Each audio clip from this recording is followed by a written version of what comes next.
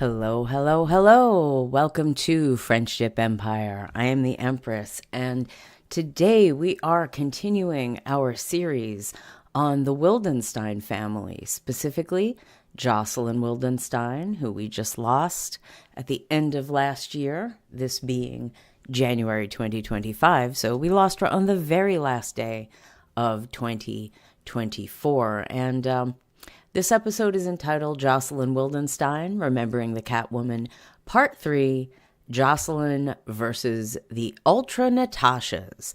And you may be familiar with Jocelyne, but you may not be familiar with the Ultra-Natashas. And we are in the latter half of this stream, or latter part of the stream.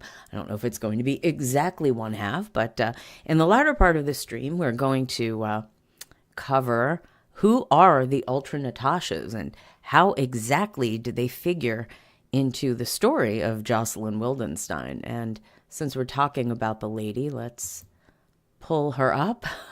This is the three faces of Jocelyne. On the left here, the pre-surgery Jocelyne, at least the surgery that we could obviously tell Jocelyne. And then this is over here, the middle picture. That is Jocelyne more or less as she was known to the public when she first came to public attention in the late 1990s as a result of her tabloidy divorce from Alec Wildenstein Sr., her husband, then ex-husband, who was a scion of the billionaire art family, French family, Wildensteins. And they were incredibly private up until the divorce. Alec and his extracurricular activities, extramarital activities, displeased Jocelyne to the point that she filed for divorce, went very public, and then much tabloid fodder ensued. And we've been covering that in the past two episodes of this series, the last two streams. Part 1, we went over Jocelyne's various obituaries and started to get into some of the, going chronologically through the media coverage of Jocelyne and her life. As I said, we began in Part 1 with her obituaries and then went into the beginning of the coverage of Jocelyne and Alec and their divorce. And then in Part 2, we continued with more of that coverage. And now we are chronologically still in 1998, and we are going to begin this discussion with another Vanity Fair article. And this, Jocelyne's Revenge, from March 1998, is a good summation of our story up until this point, and it adds some new interesting information. And then we are going to go in the second part of this stream. We're going to get into a long magazine, a long article from New York Magazine, also from 1998. And the first part of the article, it is not specifically discuss the Wildensteins, but it sets the tone and explains the milieu of the Ultra-Natashas. What was going on in this this sort of subculture of New York City in the late 90s, and I guess they say that this is a phenomenon that started in the 80s, the late 80s, post Berlin Wall. Oh, I'm sorry. Movie of the week in the chat. I missed your comment. Oh, this is that Bosch painting. No, indeed, the terror triptych here of Jocelyne is not in. That's not your eyes are fooling you. It is not a painting by Hieronymus Bosch. It is merely 3 photographs of the ever-changing face. Oh, and I didn't finish this third photograph. The third photograph is Jocelyne as she looked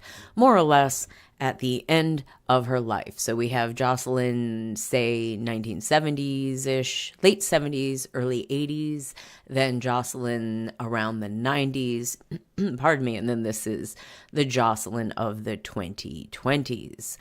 So, yes. So the second half of our stream with the New York article about the Ultra-Natashas, we're going to discuss one of the women specifically who was named as one of Alec Wildenstein's paramours.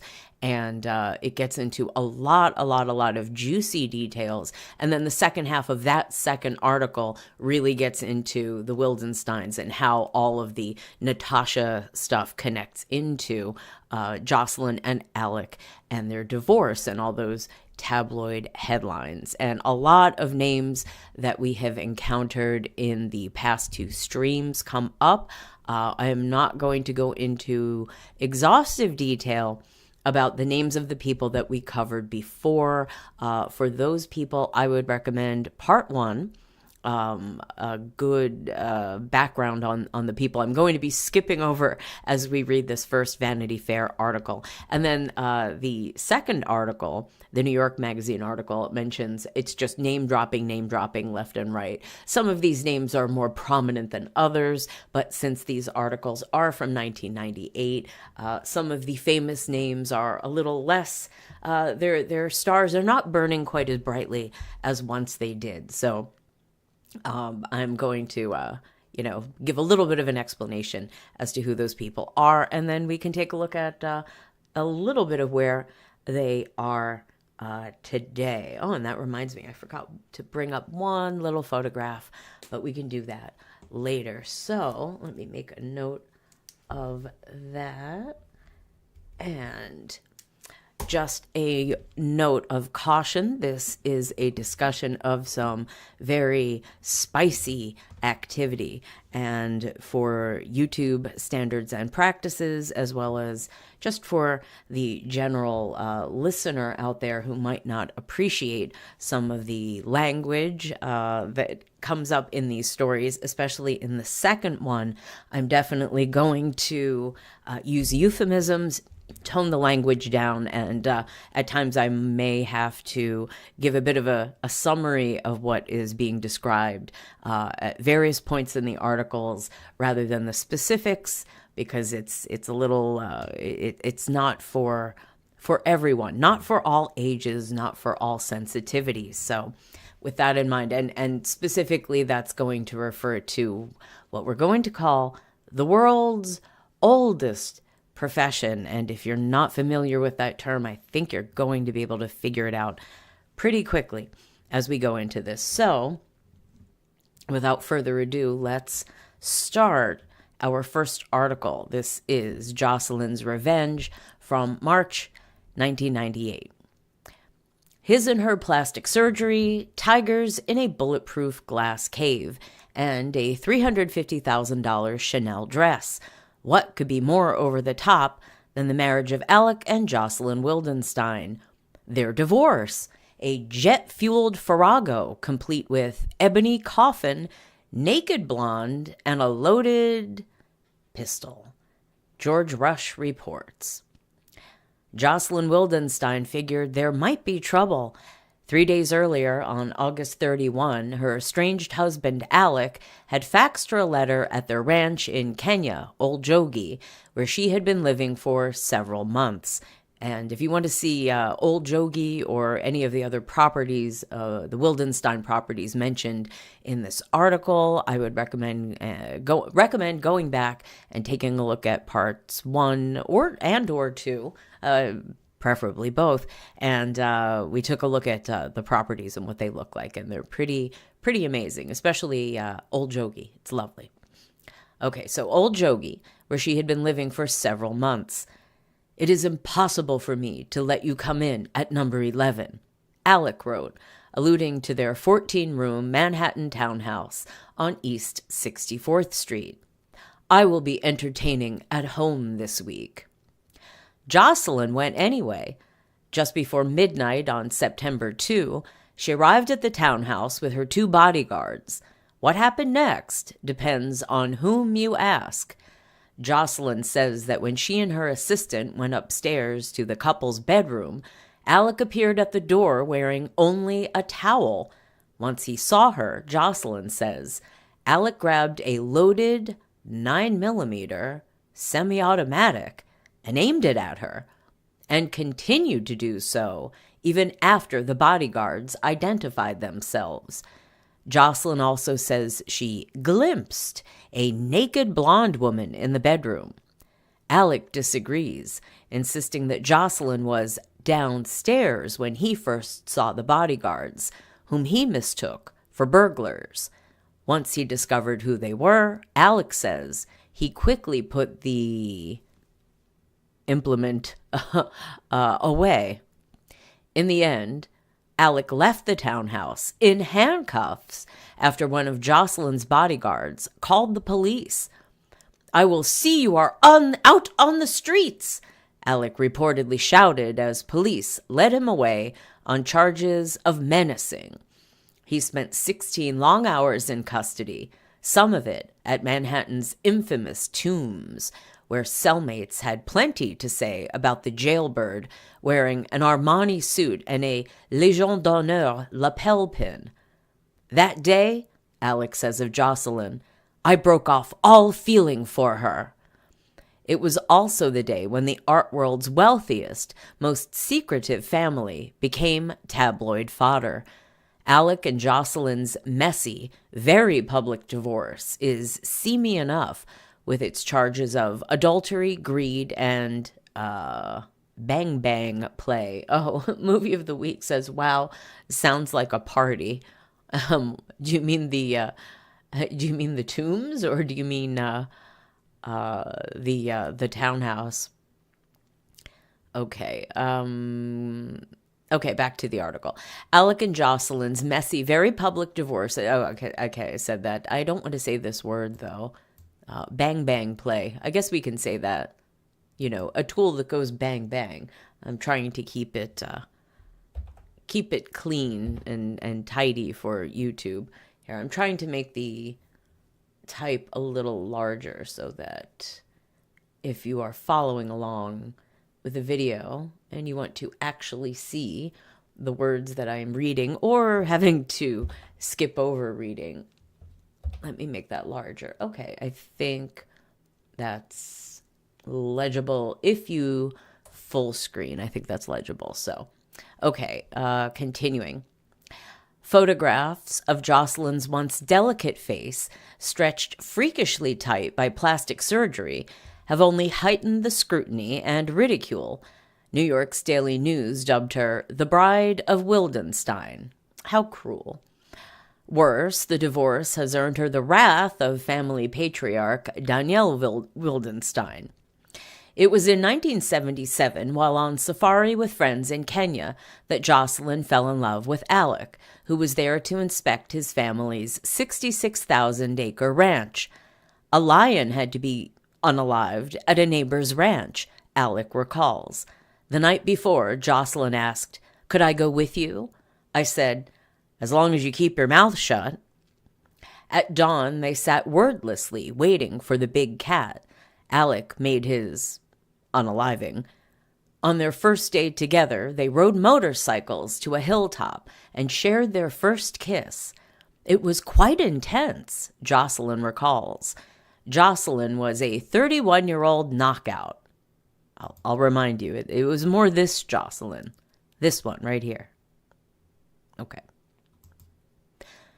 Jocelyne was a 31-year-old knockout, an exciting woman, if Alec says. She'd grown up in Lausanne, Switzerland, the daughter of a struggling department store buyer. She'd moved to Paris before she was 20 and had already spent a decade exploring Africa. And she had a boyfriend, European filmmaker Sergio Gobi, whom she'd been dating for 5 years. And if you want to see Sergio, we took a look at him in part 1. Alec was also involved. Since 1965, he'd been living in Paris with Maria Kimberly, a Ford model who'd starred in Jacques Tati's comedy Traffic. that relationship stopped the moment I saw Jocelyne, Alec says. And if you're not familiar with Maria Kimberly, because she was not the most famous model or actress, as a matter of fact, her IMDb page has one credit, and that is Traffic. I'll take a little look, and don't feel sorry for her losing Alec to Jocelyne. This is Maria Kimberly, and I believe this is a still from the movie Traffic. So lovely. And here is what Maria Kimberly has been up to more recently. Oh, the text went pretty big on this one. Okay, let's back up. There we go. And here's a color photograph of Maria. And you'll see her generously call her a supermodel. I don't think that Maria, lovely as she is, ever quite made it to official supermodel status. But nonetheless, her Southampton home to be sold at auction. And that is the Hamptons. And let's see, yes. Supermodel, okay. Maria Kimberly, this is from 2021. Maria Kimberly's Southampton estate will be up for sale at a no-reserve auction. Built the home with her husband and real estate mogul Jay Landisman in 2004. She continued to work on the interior design of the house, which was finished in 2017. 2.3-acre lot, 6,000 square foot residence, 5 bedrooms, nearly $2 million in designer furnishings. Yes, pool house, all these other things. This is the odd thing about this article. The house has rarely been used and is in impeccable condition. Well, I would hope so if no one had ever lived in it. Most of the bedrooms have never even been slept in. What were they doing with this property? Just taking so long to develop and decorate it and just sitting there paying taxes on this. Okay, so this is, you can see some of the photographs of the house. It's the stairs to the pool are quite lovely, and spacious kitchen, a bit dated, I would say, in the design, but if you're into that sort of thing. Here's another couple photographs. You can see the pool house and the pool and the steps. I guess we were looking, that other photograph, I suppose, was looking this way. And another photograph of the pool house from the steps. That's very grand, is it not? And I suppose, well, I was going to say, I suppose by now it has been sold. If it was auctioned off, I suppose someone owns it now. But I can't be bothered to look at that. And it says her husband, Jay Landisman. There's a more famous Jay Landisman. That was not her husband, this man, Jacob, who was an attorney at Kravitz, Swaine and Moore. That was her husband. You can see here, Maria Kimberly Landisman, his devoted wife of 34 years. He passed in 2016. So, enough with them. Enough with Maria Kimberly, but she fared well after she left. If anything, I think she could probably send a big thank you note, or should have, to Jocelyne for taking Alec Wildenstein off of her hands. It seems like she did rather well for herself with Mr. Landisman. Lot less drama, I would imagine, anyway. So, continuing. They, meaning Alec and Jocelyne Wildenstein, eloped to Las Vegas on April 30, 1978. And a little public service announcement from French Dip Empire. Do not, I repeat, do not get married in Las Vegas. It is not a good sign. It is not a good omen for future marital happiness. I've seen it time and again throughout life and time and history, and we've certainly seen it more than once before. I think more than once before on French Dip Empire. So I'm sure someone out there is the exception that proves the rule. You don't. If you would like to tell me, hey, me and my wife and I, my husband and I, what have you, we got married in Vegas and we're still going strong 40 years later. Good for you. I'm sure someone exists like that. But for the most part, especially if you are noteworthy, if you're a celebrity, if you have, I guess, a little money, I don't think the Wildensteins were quite this famous at that time, I would recommend against the Las Vegas marriage. Okay, continuing. Later, they invited friends and family to a second ceremony in Lausanne, but Alec's father, Daniel, was conspicuously missing. He was against marriage in general, says Alec. Well, he wasn't that much against it that he did not marry twice himself. Daniel Wildenstein did. More specifically, he was against Jocelyne. Daniel went as far as to urge Maria Kimberly to try to win his son back. My father checks things out, Alec says. My father tried to warn me. Well, I think someone should have warned Jocelyne, too. I think it's about a 50-50 situation here as to who was more dangerous for whom. Continuing. Warn him about what? I have 2 children, Alec hedges. I don't want them to hate their mother. Then, unable to restrain himself, he asks, what was she doing before she went out with Sergio Gobi? Jocelyne has boasted that, long before she stepped onto the Wildensteins' Gulfstream 4, she'd flown aboard a larger jet owned by Saudi arms dealer Adnan Khashoggi. And we talked about Khashoggi on part 1. Khashoggi is a man who could have probably his own series of streams because he is one of those guys who just shows up in the most interesting places and had a very interesting life. But I'm sure we will cover more of Khashoggi, Adnan Khashoggi, that is, in the future. I can guarantee it. Continuing. Alec laughs and says, she had been on many other jets besides Adnan Khashoggi's. Jocelyne says that she had been on only one other jet at that time. He discounts rumors that Jocelyne had worked for Madame Claude, the famous Parisian bordello owner. My father and I were great friends with Madame Claude, says Alec.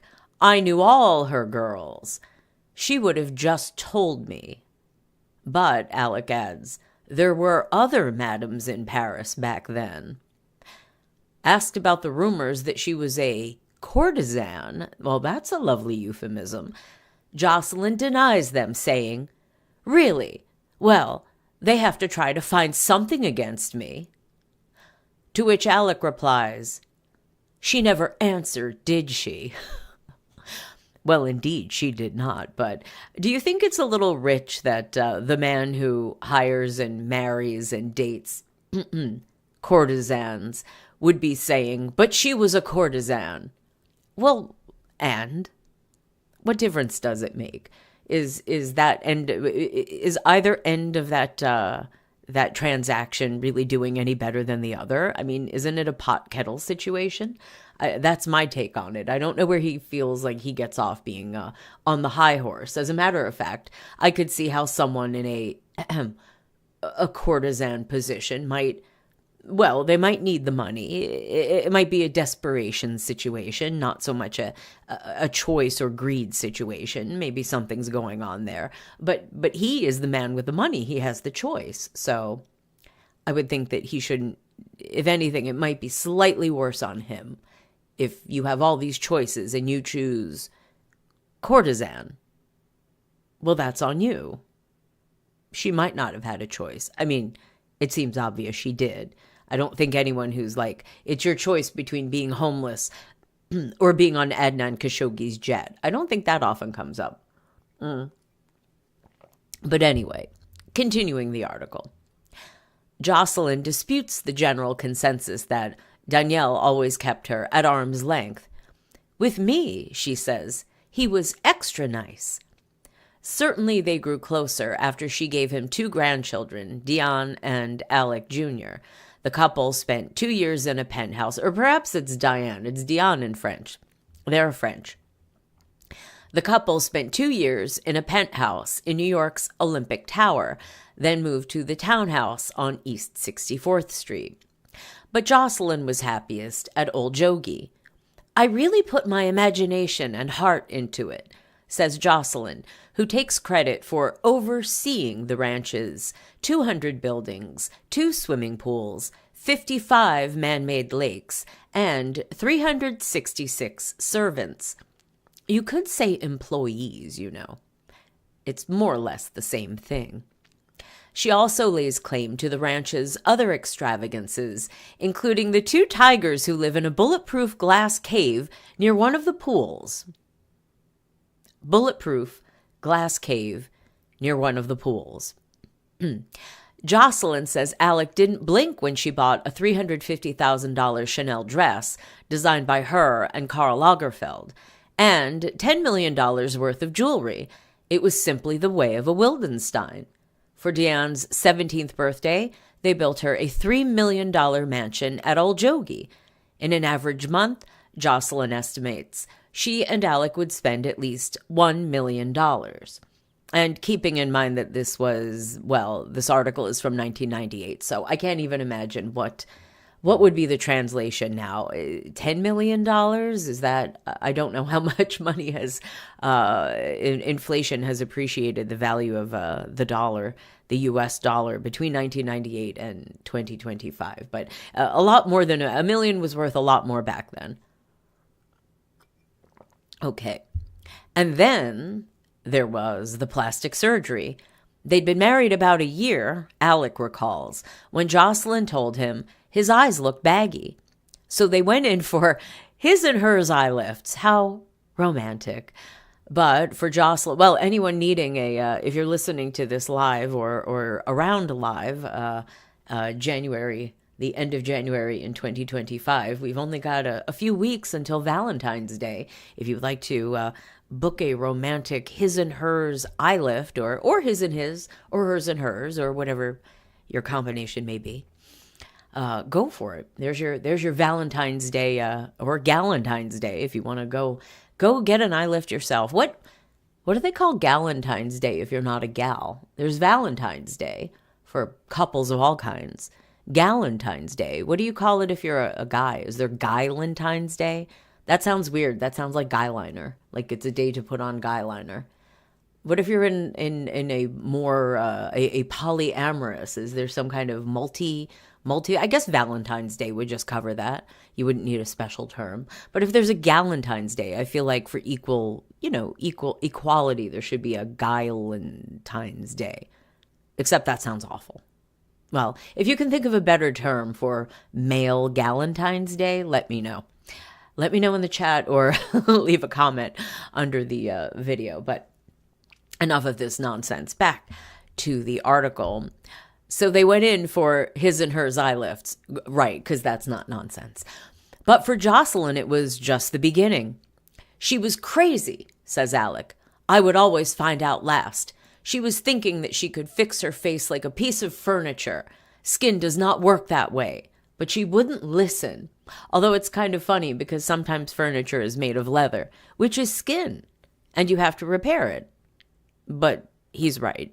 Skin, human, proper living skin does not work that way. I don't think I've known her when she wasn't healing from something. Ouch. Says a friend who regrets the way Jocelyne has mutilated herself.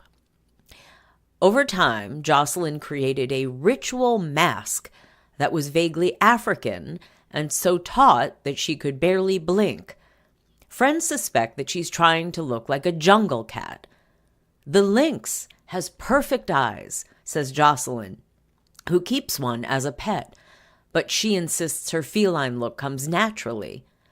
If I show you pictures of my grandmother, she says, what you see is these eyes, cat eyes, and high cheekbones. I'd like to remind us this is natural, or as close to natural as we can find, to Jocelyne. And then this is the Jocelyne that this 1998 article, this is roughly, I don't know if this is exactly 1998, but it's pretty close to how Jocelyne looked. Natural eyes. Just like her grandmother's. And naturally high cheekbones. Well, she does have lovely cheekbones in the first photograph. No doubt about it. Her eyes are nice too. But they're not the same. Okay, back to the article. In the past, Jocelyne has claimed that she had the facelifts because Alec hates to be with old people.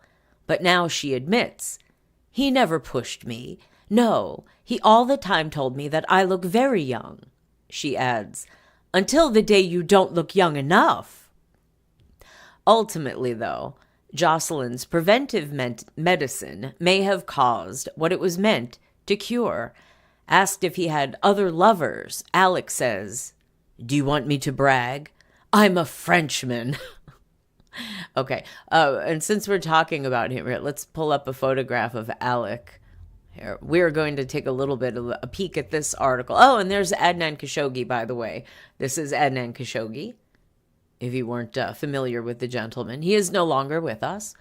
But here we go. This is the lady. Oh, I don't want to say lady on a liver. I don't mean it that way. I mean it in the euphemistic sense. The womanizer. The man with more notches on his bedpost than Carter has little liver pills. There's an ancient reference. Wow, I think that's like a reference my grandparents would recognize. But anyway, there's the man that women, at least courtesans, can't resist or couldn't, because Alec is also no longer with us. This article is from so incredibly long ago. So this is Alec. I'm a Frenchman. What do you expect? Of course, I've been with lots of ladies. Wildenstein. Who could resist? Okay, continuing the article. He'd been not unhappy during the early years with Jocelyne. You know, I feel like I should kind of put their photos out here so we can have a little his and hers on the side while we talk. Here, let me do that. 1 second as I do a little window magic here. Will this work? Let's see. There we go. There's Alec. Here's Jocelyne Wildenstein versus Wildenstein. We will leave her glamour shot up here. The good picture. And then there's Alec. We'll put him over here. And then our article in the center. Oh, jumping ahead. We got a little bit ahead of ourselves there. Okay, there's our article. Perfect. Okay, continuing. All right. He'd been not unhappy during the early years with Jocelyne. There was excitement, physical excitement, her good health, very important, as I am an animal breeder. Ew, had produced 2 children. What is it with this breeding thing? We've encountered this once before when I did a stream. We did the stream about the goldsmiths, Sir John Aspinall, another interesting fellow who is no longer with us. He noteworthy for the zoo that he kept, full of exotic animals in the UK. He was suggested to Sir Jimmy Goldsmith, also no longer with us, that he mate and breed with one of their female friends who, well, she was married to another man at the time. That didn't stop Sir John, and in the end it didn't stop Sir Jimmy or Lady Annabelle from getting together, but well, that was another story for another time, and we're going to continue on with more about the Goldsmiths, because that's just a fascinating family. But anyway, it's weird, this finding someone of good breeding. I'm an animal breeder. Very odd. I mean, physical qualities are not the only thing that one has to take into account when one is breeding. Psychological qualities. This is true of horse breeding. This is true of dog breeding, cat breeding. I suppose of any animal that you are breeding, other than maybe, I don't know, fish, lizards. I'd say the primates, definitely. Things with higher brains you need to consider, not just the physical qualities, but the non-physical qualities as well. Just as important. And you find that, say, in royal families. Anyway, back to the article. But aside from good health and a love of Africa, Alec says, we had nothing in common. Well, why marry? And once the kids had moved away to school, the fights were constant. She was hysterical. The servants were shocked by her language and behavior. Jocelyne says, "That is absurd. We never ever fought. Like every couple, you can have an argument." Well, seems like a little bit of foreshadowing because, spoiler alert, Jocelyne is going to get in trouble for fighting with her next male companion. But that is at present, because right now we're in 1998. We've taken the time machine back to 1998 to read this Vanity Fair article. That is still years into the future. So last March, and that would be 1997, Jocelyne's father, Armand, died of pneumonia. Jocelyne flew to Kenya, where he'd been staying, but Alec remained in New York. So, Jocelyne says, "I kept my father for 14 days in the fridge until Alec could make it." Presumably they have walk-in freezers, not literally in the refrigerator next to the skim milk or oat milk or whatever. Alec claims that the funeral was delayed because Jocelyne insisted on finding an ebony coffin and a perfect burial spot, all for the sake of appearance. And Lord knows the Wildensteins would never do anything for the sake of appearance. Alec gave a nice speech, Jocelyne concedes, but 3 weeks later in New York, he told her the marriage was dead.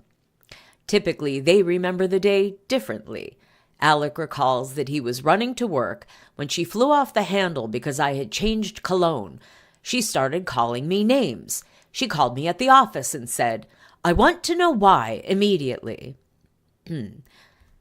Jocelyne says she simply asked if he wanted to have dinner with friends at Le Bernardin.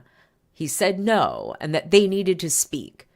He told me, "I'm dating a couple of women," Jocelyne claims.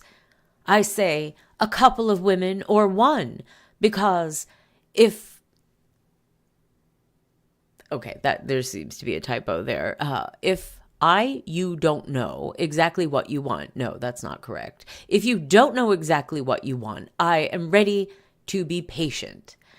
Alec says he was trying to soften the landing for Jocelyne. Actually, in at least one, if not two previous articles that we've read from Vanity Fair, Jocelyne was quoted as saying, "Are you dating one woman or more than one woman?" Because if he was playing around, she was okay with that.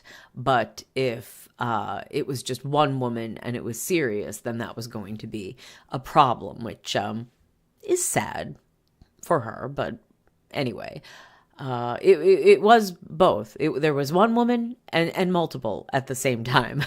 One woman he was serious about and a bunch of others he was playing around with. As we're going to see. Here we go.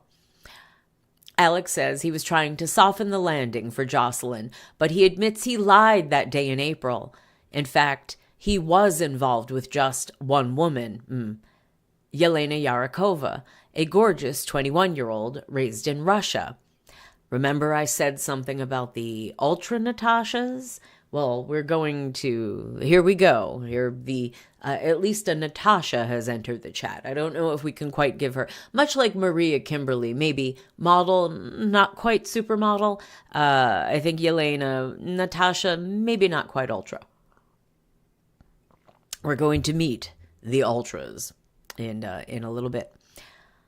Okay, Alec fell hard for Yarakova. He says he met her a month before he told Jocelyne he was leaving, adding, "All you have to be is on the launching pad and meet somebody to make the countdown." Okay, I get it. Yarakova was at Alec's side when his horse, Peintre Célèbre, won the Arc de Triomphe race in France. She took her mother and little brother to Old Jogi. Playing Pygmalion, Alec set about creating a supermodel. Well, again, not quite. He paid fashion photographer Wayne Mazer, and that name is going to come up in our later article. Keep that in mind, Wayne Mazer, photographer, to shoot Yarakova's portfolio, and asked his friend Eileen Ford, Ford Models, coming up again and will come up in the future in the second half of this stream, to give her a modeling contract. Modeling. She has since posed for Harper's Bazaar, walked the Chanel runway in Paris, and landed a small role in Woody Allen's upcoming film. Well, I guess in 1998 that wasn't quite the dubious distinction that it would be now. I don't think all the scandal had hit with Woody and Mia, etc. at that point, had it? I guess not. After meeting Yarikova, Alec became a vegetarian, began working out, and lost 57 pounds. Wow, congratulations.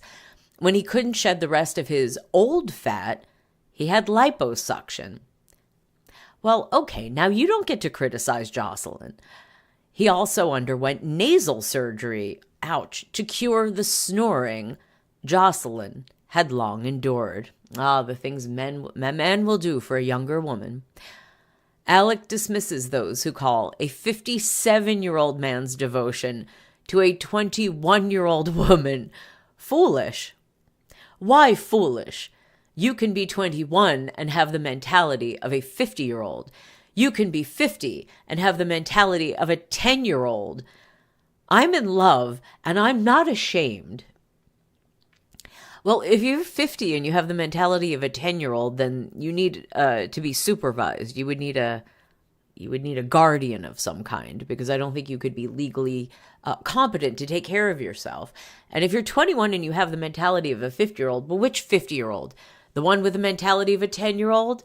What is the mentality of a 50-year-old? That doesn't mean anything. We all know that a 21-year-old and a 50-year-old or a 57-year-old are on two different planes of existence, regardless of how mature a 21-year-old is or how immature a 50 or 57-year-old may be. Movie of the week in the chat. That's a bit of a self-own 50 mentality of 10.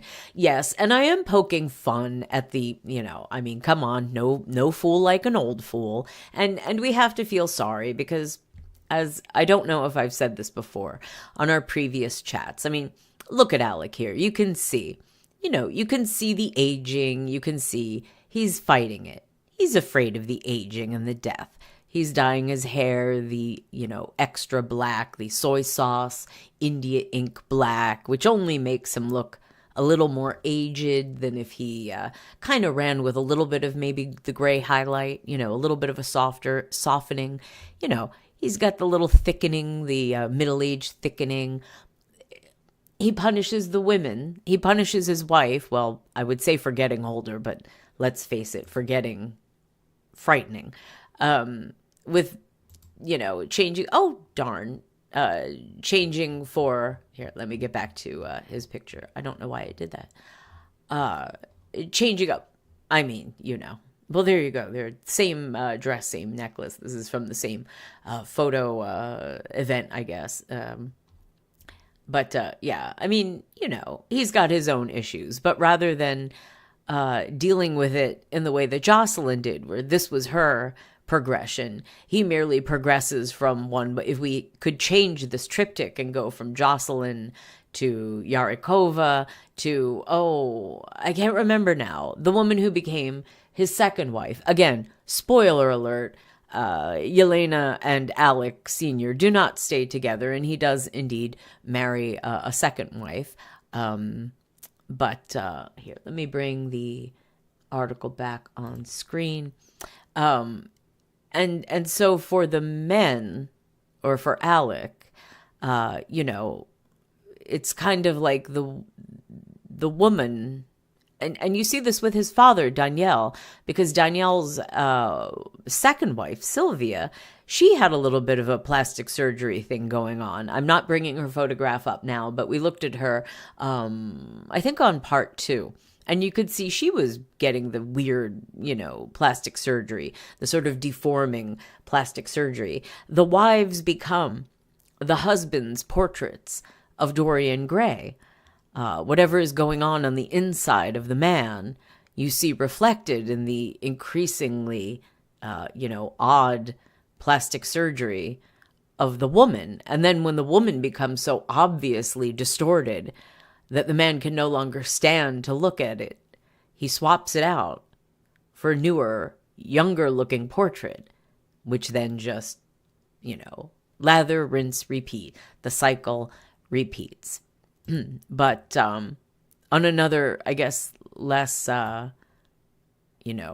lighthearted note. I mean, not that that was lighthearted. I guess that's a bit grim. But when he says 10, you have to remember. And as much as, I'm going to go in hard on Alec and his ilk for their use of the courtesans and Natashas, we have to recall that, remember, it was mentioned earlier in the article that Alec said he and his father were very familiar with Madame Claude and her ladies, ladies of the evening, and that was how Alec was introduced to the world of romance, shall we say, spicy, intimate interactions between men and women, was that his father took him to a house of ill repute. And that was his, training in such things. His father, Daniel, also, as was mentioned earlier in the article, did not want his sons, Alec or Guy, to marry. So Daniel was doing everything in his power to keep his sons away from, I suppose, a nicer backgrounded lady. I'm not trying to cast any aspersions on poor Jocelyne here. She seemed nice enough. But again, he's pointing his finger at Jocelyne for whatever she may have been doing before, and let's be honest, while she was with Adnan Khashoggi and Sergio Gobi. But, it's kind of an equal situation.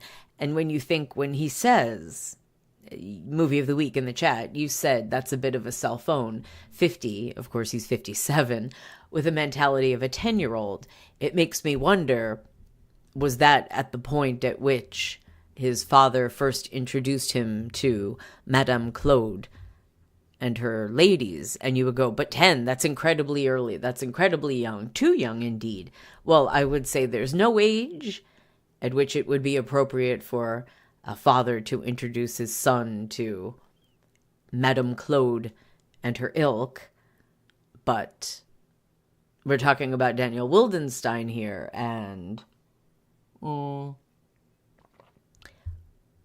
he was inappropriate. We don't know how inappropriate he was. So when he says 10, maybe he was merely exaggerating, or maybe it was a really severe self-tell. It's impossible to really know. But all we do know is that Alec was in love and he was not ashamed. So, continuing.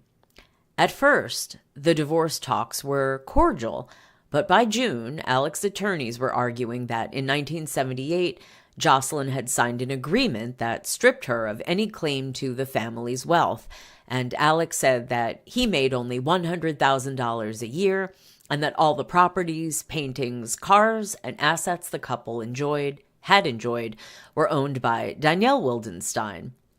From July to August, Jocelyne's monthly allowance of $150,000 was reduced to $50,000. Then her credit cards were canceled, her household authority undercut, and her personal accountant fired. For Alec, the final straw was the public humiliation of September 3, when he was arrested. On September 3, things changed, Alec says. My father couldn't accept that, and I couldn't either. Well, note the language there. My father couldn't accept it, and I couldn't either. Honey, it's your wife. You don't need to listen to Daddy. But that was one of Alec's tragic flaws, was that he could not get out from under his father's shadow. And if you want more information about that, go back and watch part 1 and part 2, where we read the earlier articles that go into a bit more detail about Daniel Wildenstein and how he raised Alec. Criminal court judge Martin Murphy granted Jocelyne an order of protection and the right to remain in the townhouse. And to be clear, this was the townhouse that was shared by the entire family. So primarily it would have been Alec and Jocelyne and their children, their 2 children, and then Alec's brother Guy, his wife, and their, was it 3 or 4 children? Well, their children too. I think it was 3. It's the 1 son and the 2 daughters, I think, unless it was 3 daughters. It slipped my mind at the moment. And they all sort of communally used the townhouse, coming in and out as they, whenever they were in New York City, they could stay in the townhouse, at will.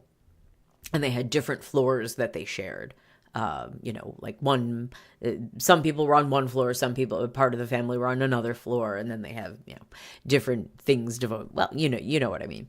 Okay. Alec's lawyers moved for her eviction, suggesting that she might take a scissors to the Bonnars. Yes, they were talking about the Bonnar room. It was full of paintings by that one artist.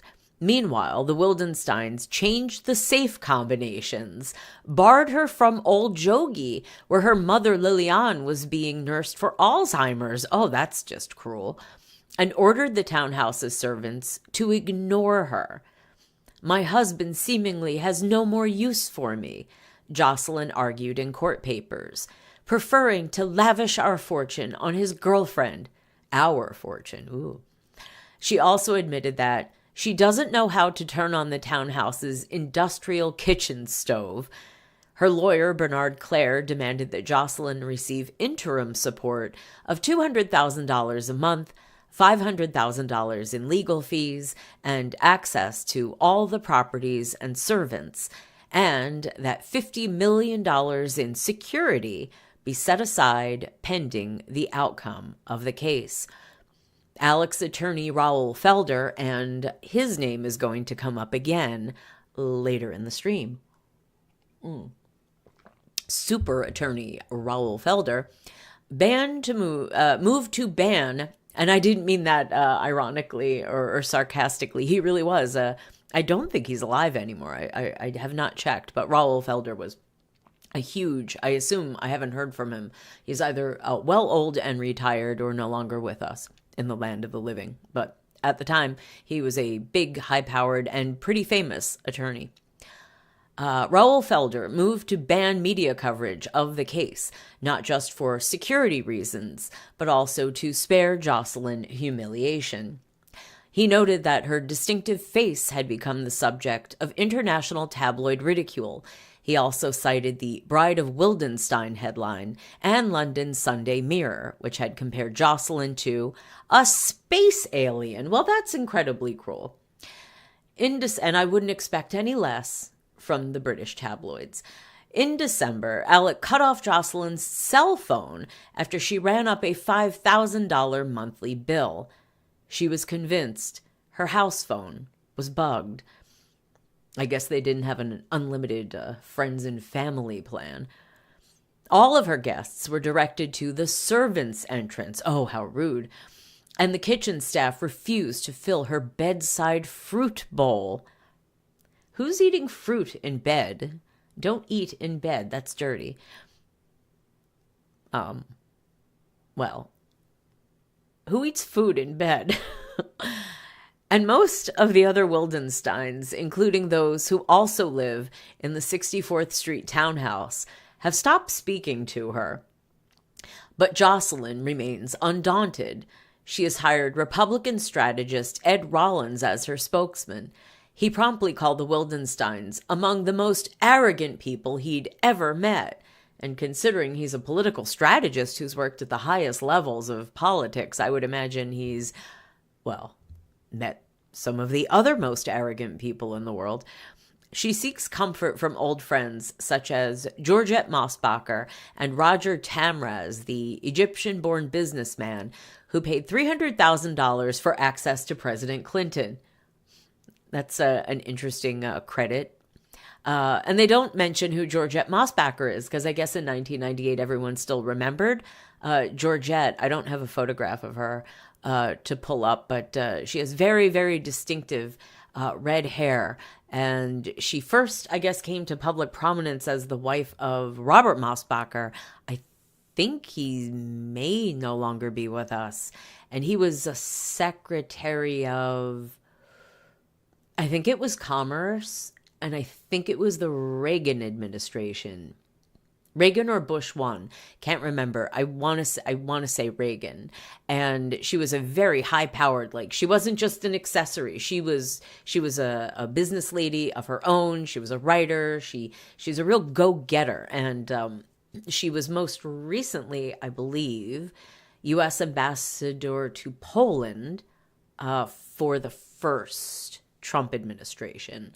I think that's correct, but she's still out there, and she's quite the force of nature, and she's also quite the you know what, it's actually, since movie of the week, I know you're out there, you're a big fan of faces, interesting faces, visages, and whatnot. Let's get you a little picture of Georgette here, because she has very distinctive style.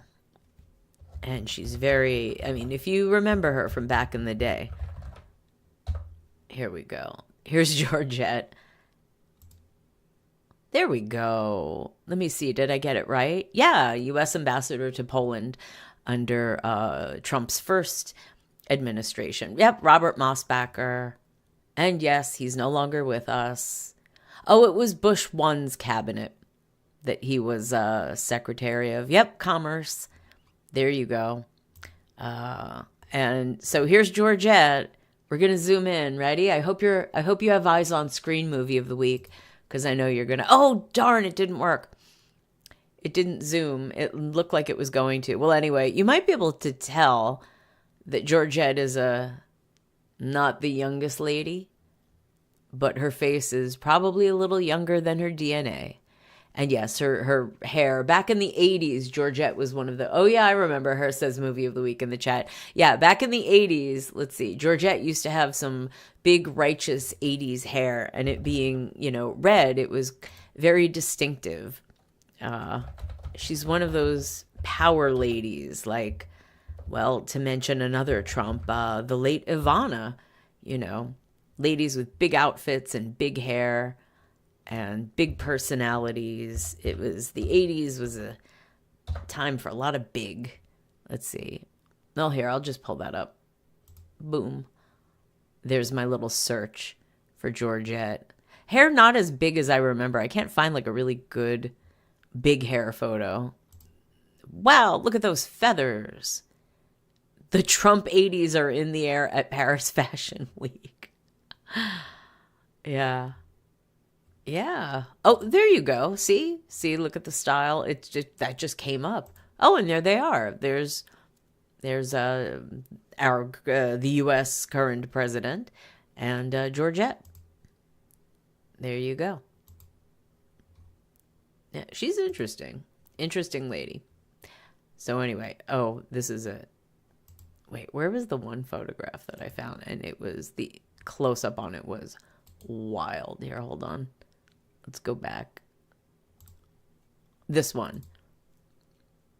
This is some makeup.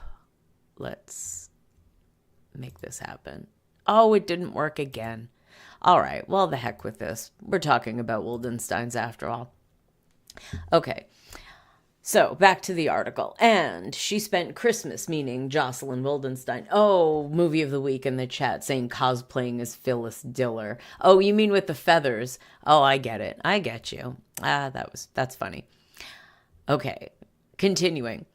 And she, meaning Jocelyne, spent Christmas in Moustique with her plastic surgeon, Dr. Richard Coburn, who reportedly had a potential patient flee his office after seeing Jocelyne. Oh, no. Oh, and movie of the week in the chat, she looks a bit like Eddie Izzard in that last one. Well, Eddie might take that as a compliment, or whatever Eddie is calling her self.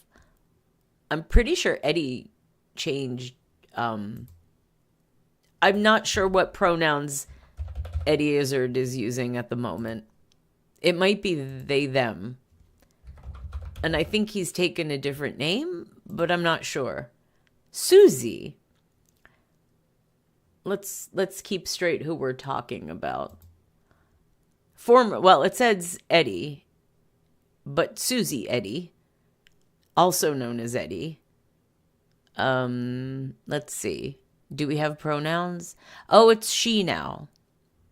Okay. But, well, I think she has a pretty good sense of humor, and I don't think she will mind me having said, I think I may have said he before. But, oh, okay. Either he or she. Okay. Well, Susie, Eddie, Susie, Eddie. There you go.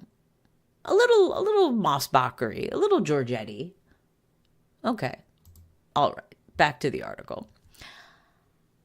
Perhaps, inevitably, Alec and Jocelyne are now involving their children. Well, you can't have a good divorce without involving your children and getting them dragged into it. Alec Jr., 17, attended the 21st birthday party his father threw for Yarakova at Le Cirque 2000, but Dion didn't show. Alec later requisitioned Dion's credit card receipts because he suspected that Jocelyne was secretly using the cards. Can you imagine treating your own daughter that way? That's nasty. Meantime, Alec disputes rumors that bruises on his face were made by Yarakova's friends because she suspected he'd been with another woman. Alec says he slipped on his treadmill. Oh no! Alec is getting beaten by his Russian courtesan's girlfriends.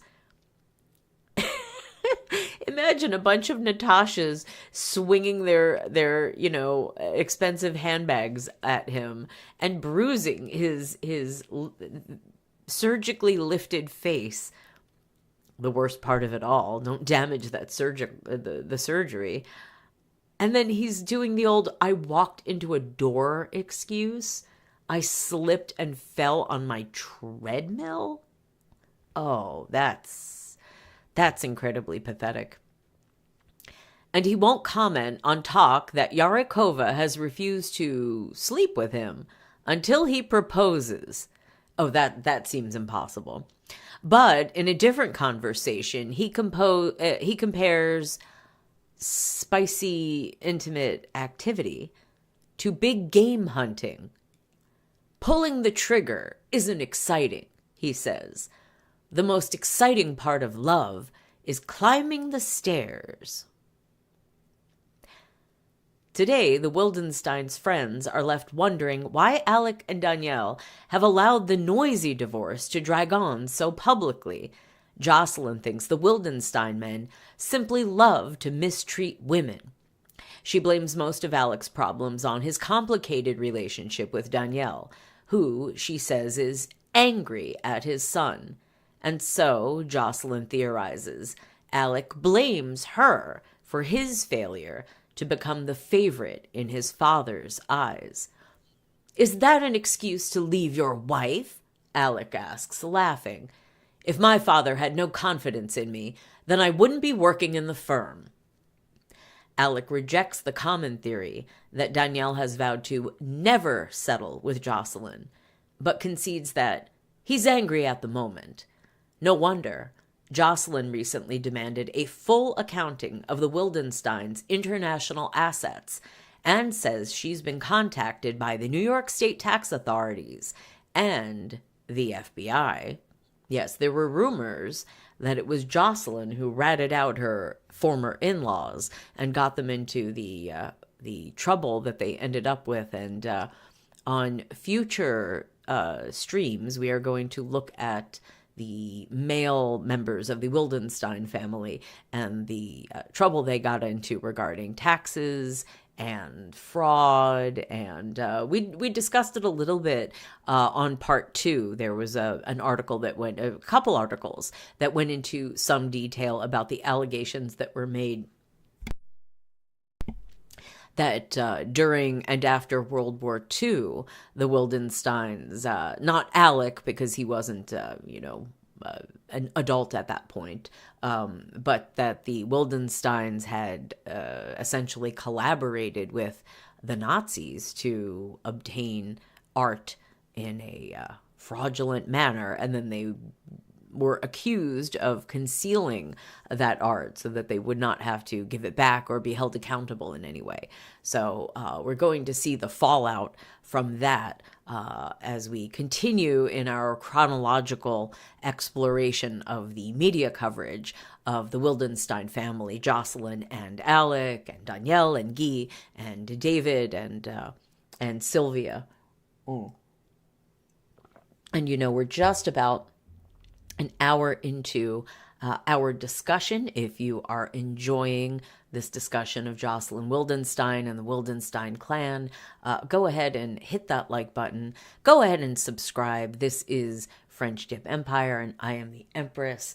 And we are continuing this is part 3 of our series on the Wildenstein family, and specifically this episode is Jocelyne Wildenstein versus the Ultra-Natashas. And who are the Ultra-Natashas? Well, we've already met at least a Natasha, that being Yelena, the girlfriend, Yelena Yarikova, the girlfriend, at least at this time, 1998, of Alec Wildenstein. And we're going to learn a bit more about the Ultra-Natashas in a little bit. But let's finish up this Vanity Fair article from March 1998. Alec sneers at the increasing possibility of a trial, which would no doubt be a circus, and which would no doubt open the Wildensteins to additional public embarrassment. There are no secrets in our family, he says. Oh boy, that's not true. Napoleon tried to invade Russia. So did Hitler. They both lost. Still, Alec says he wants Jocelyne to have a good life and find happiness. But I cannot forgive what she did. And maybe she can't forgive what I did. Well, hey, that's fair of him.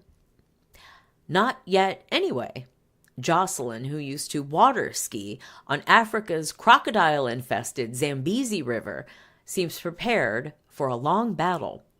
And while she and Alec reload, a family friend who has seen them on safari advises all interested parties to remember they are both good marksmen. So that concludes the Vanity Fair article, Jocelyne's Revenge, from March 1998. And now here is a little, where did it go? Oh, it's over here, right? So since we mentioned Adnan and the divorce, so here's a little article. We're not going to read this entire article. This is just a little bit of flavor. This is an article from the U.S. Sun tabloid. I guess that's the U.S. edition of the U.K. Sun. And from 2021, billion-dollar breakups. So the most expensive divorces in history, and the Wildensteins are on that list. And so you can see here we've got Tiger Woods, Bernie Ecclestone, Bill Gates, and Melinda. And that's Jeff Bezos and Mackenzie. Here's Lauren Sanchez. Oh, and so here we go. Arms dealers divorce disaster. Here you go. That's Adnan Khashoggi, the man who was mentioned in the previous article. Adnan Khashoggi, Saudi arms dealer who built a $4 billion fortune, divorced Englishwoman Sandra Daly in 1974 in a reported $874 million split, which was the most expensive in history at the time. And then, yes, this was Khashoggi's yacht. And then this is funny. I think this photograph is amusing. It mentions that, his yacht was sold to Donald Trump, the current U.S. president, for $29 million. And then they have this photo of Trump in the bathroom, what appears to be the bathroom of the boat. And two things I think are funny. One is that he's looking very, serious and businessman-like, very intense, but appears to be seated on, the throne, the John, the toilet. And the other thing is that there's so much mirroring in the bathroom that if you look closely right here, you can see the photographer with their creased pants bent it over trying to take the photograph. There's their arm. I don't know if you can really see that, but it's kind of amusing to think of of the future president of the United States seated on a toilet in a yacht with a photographer crouched over trying to take this very serious portrait. But interesting angle, interesting photo. So, to flesh out a little bit of Adnan, if you notice, it says here, Khashoggi also kept a harem of, quote, pleasure wives, unquote, who he flew around the world for spicy, intimate activity, including the ex-Vogue model Jill Dodd. Way to throw her under the bus. So yes, he is no longer with us. And then they mention the Wildensteins cost. Now, interesting that it says this is a cost of $2.5 billion because as we continue Jocelyne's life story, we're going to see that she ended up having financial problems, which seems inconceivable for a woman who supposedly made $2.5 billion off of her divorce. And even if she made only a mere several hundred million off of the divorce, one would think she would not have had financial problems. But are going to look at that, the financial problems she did reportedly run into on a future stream. Movie of the week in the chat says, lol, what a weird photo. Yeah, the bathroom photo. It's a little weird. And then here's Alec Wildenstein with his own mirror photo, the two faces of Alec. And yes, so just a little bit more information. There's another lovely photo of Jocelyne in her late 90s incarnation, or around that time. And yes, so 2-year divorce battle, $2.5 billion settlement, and $100 million every year for 13 years afterward. So that's the divorce. And okay, so I think we're going to, let me grab our second article of this stream, and right in the title it's kind of giving away where we're going. If you haven't figured it out by now, the discussion of the Ultra-Natashas is going to be a discussion about spicy, intimate activity and the world's oldest profession. If you know what I'm talking about, I hope you do, because I can't make it much more clear than that, because of YouTube and because I'm trying to keep this safe for pretty much all users. But as much as I try to clean up the language, use euphemisms and whatnot, there is inevitably going to be some discussion, allusion at least, to spicy, intimate activities and the world's oldest profession. So, and they went kind of hard in 1998. They really didn't... They were pretty upfront, pretty straightforward about what was going on. I feel as if this article were written today, it would be, well, both. I think the approach would be different. And I think that there's one important word, or I guess term, that is not referenced in this article, but would be now. And I think that's another interesting thing. This is from August 1998, New York Magazine. And the approach to this, very, I don't want to say blasé, but definitely people taking into account that this is a thing that happens, and I guess jaded. Yeah, blasé maybe doesn't even cover it. I feel like it's a kind of jaded attitude. Like, yes, this is a terrible thing that is happening, but of course it is happening, and not that anyone is going to do anything about it. Whereas I feel like if this article were written nowadays, it might be considered evidence of a lot of criminal activity and something that should have been or should be looked into and possibly investigated and possibly or probably prosecuted. I think attitudes have changed an awful lot.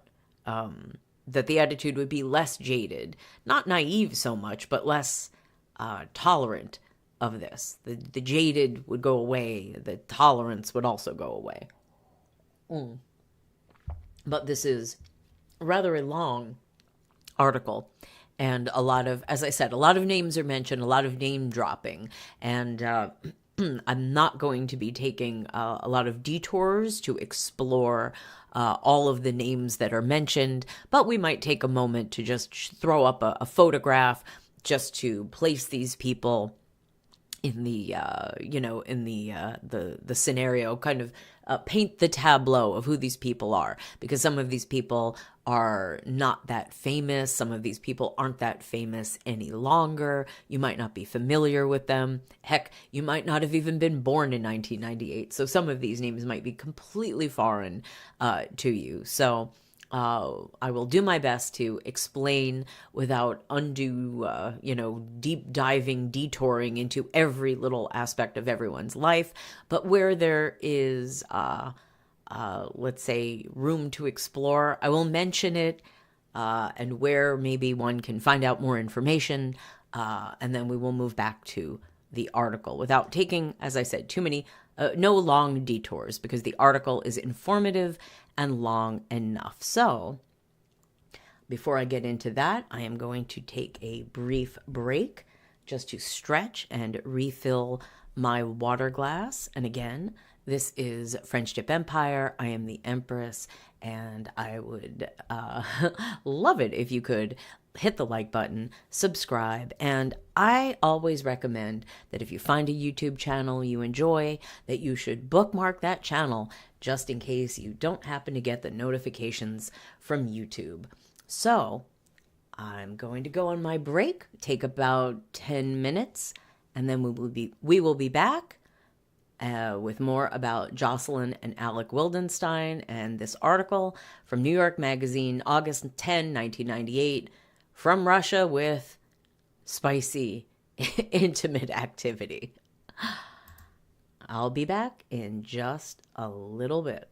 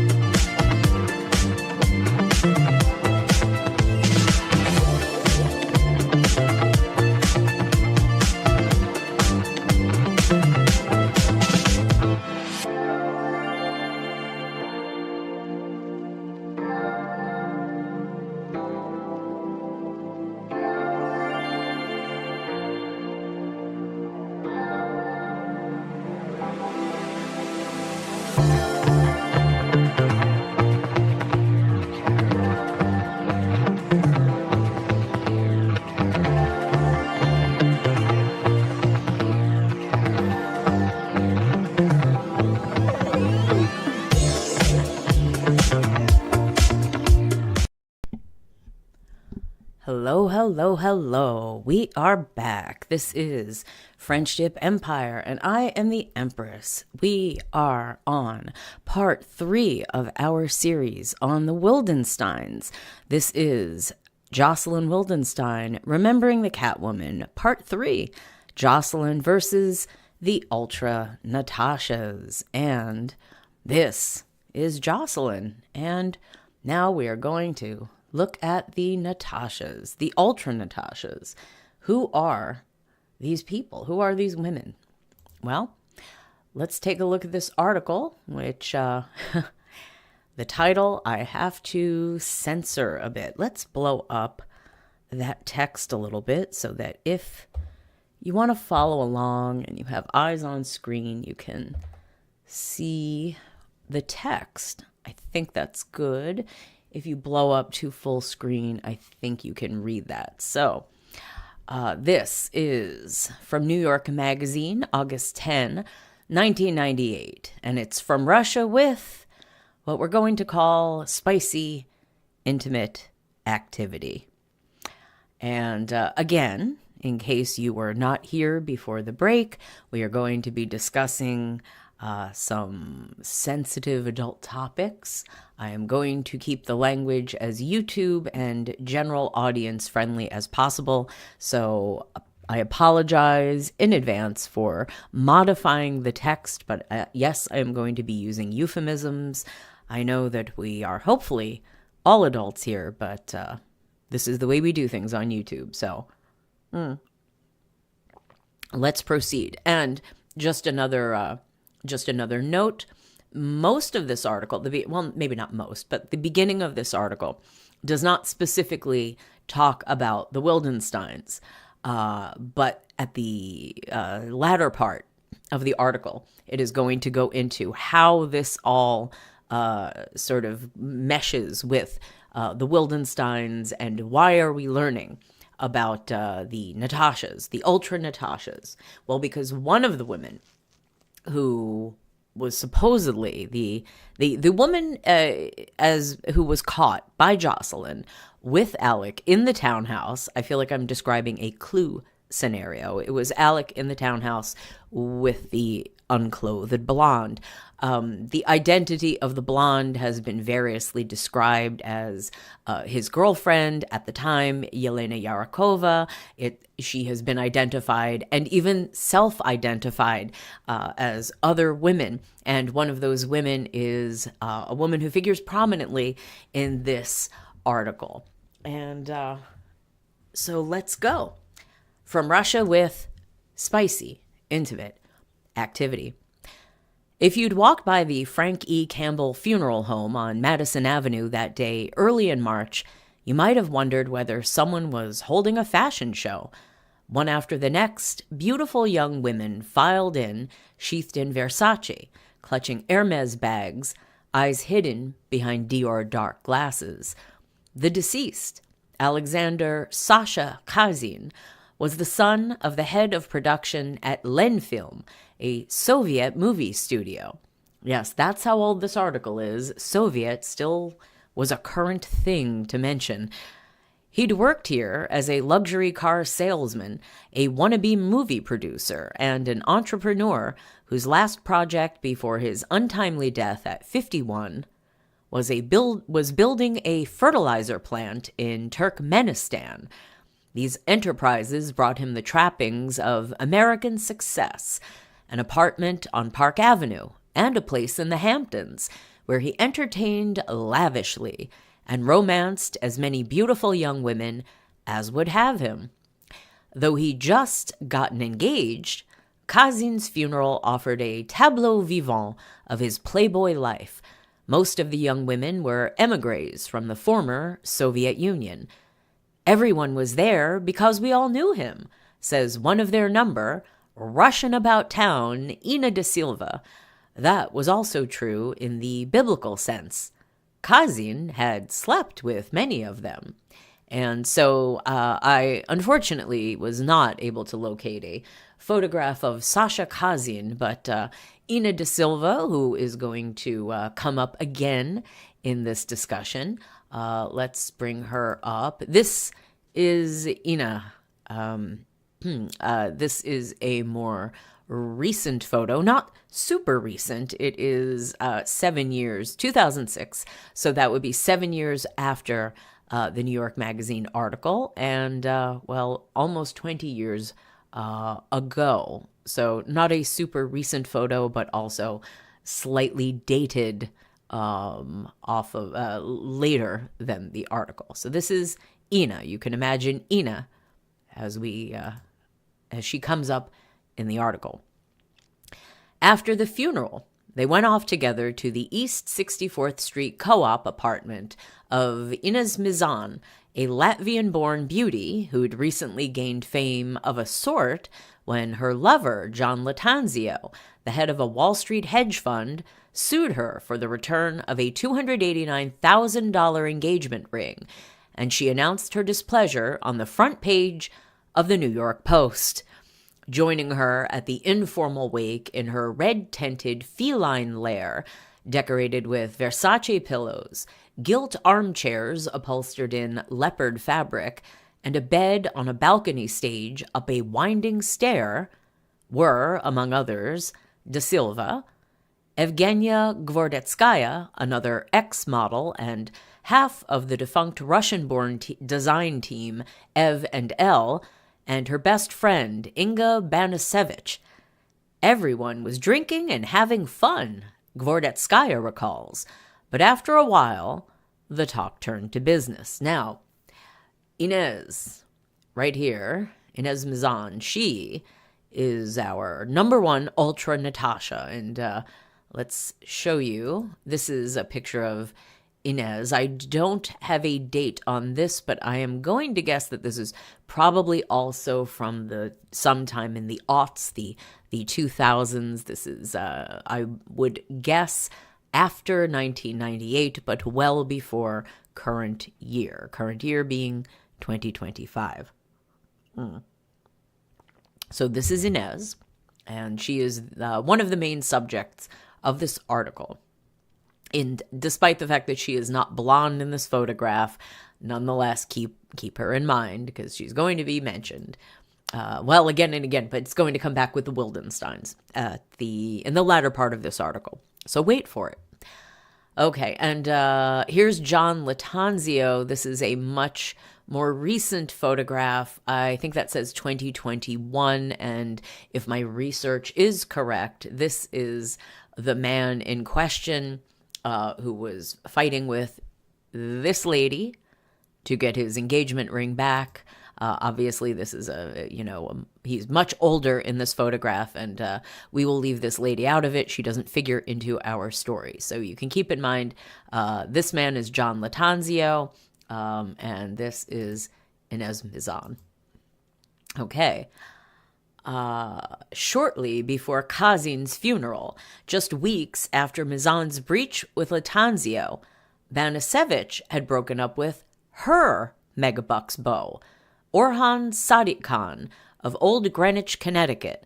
And no, that's not like Sadiq Khan, the mayor of London. Sadiq Khan is a surname. It is hyphenated, and it is spelled slightly differently. I know it sounds similar, but it is similar, but not the same person at all. And as far as I can tell, no relation, just to alleviate any confusion. So Orhan Sadiq Khan of Old Greenwich, Connecticut, a married 60-something who was a managing director of Payne Weber and head of its Russia fund. How appropriate. Now, Inga moaned to her sympathetic friends. She was running out of money. She could no longer afford the apartment he'd rented for her in the Galleria on East 57th Street, let alone the status baubles that are a Russian girl's best friend.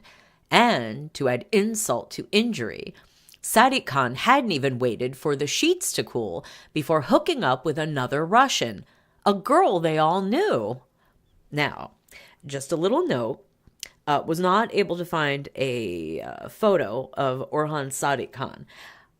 There are photos of Inga, but not under her maiden name of Banasevich, or I think I've seen it Banashevich. I think I've seen it spelled 2 or 3 different ways. But this is sort of another wait for it moment. I feel like she is a fantastically fascinating woman, probably deserving of her very own stream. But yes, she has a second act after this article under her married name that is absolutely fascinating. But that's probably going to have to be another story for another time. But back to Orhan Sadiq Khan. Now, yes, indeed, managing director at Payne Weber. Interestingly enough, this is his daughter, Jeanette. She works for Michael Bloomberg for his Bloomberg Associates, his philanthropic consultancy, because when I think of philanthropy, I think of billionaires and Michael Bloomberg. She was the commissioner of the transportation department under Bloomberg when Bloomberg was the mayor of New York City. And, she does other things, blah, blah, blah. And yes, as it says, she is the daughter of Orhan Idris Sadiq Khan, 1929 to 2007. So he is no longer with us, managing director of UBS Payne Weber. And what's kind of interesting, not really relevant to our story, but it's fascinating nonetheless. The father of Orhan Sadiq Khan was this guy, Alimjan Idris, who was an Islamic theologian, imam, teacher, and reporter, as you can see from Wikipedia. But this is, if you want to sort of deep dive who this guy was, it's sort of worth a perusal to see what he was involved in, because it's just an interesting man with an interesting life and connections, and that it went from this man, the Tatar Islamic theologian who was born in Russia, died in Saudi Arabia, and buried in Munich, Bavaria, Germany, all the way to the granddaughter who works for Michael Bloomberg. And in between, we have the son who is getting enmeshed with Inga, the Russian, or Latvian, or whichever. We'll just say Russian. Keep it general Russian. Okay, so let's continue. It was then that Inez Mizan made a modest proposal that caused the ever-so-Russian gloom to lift.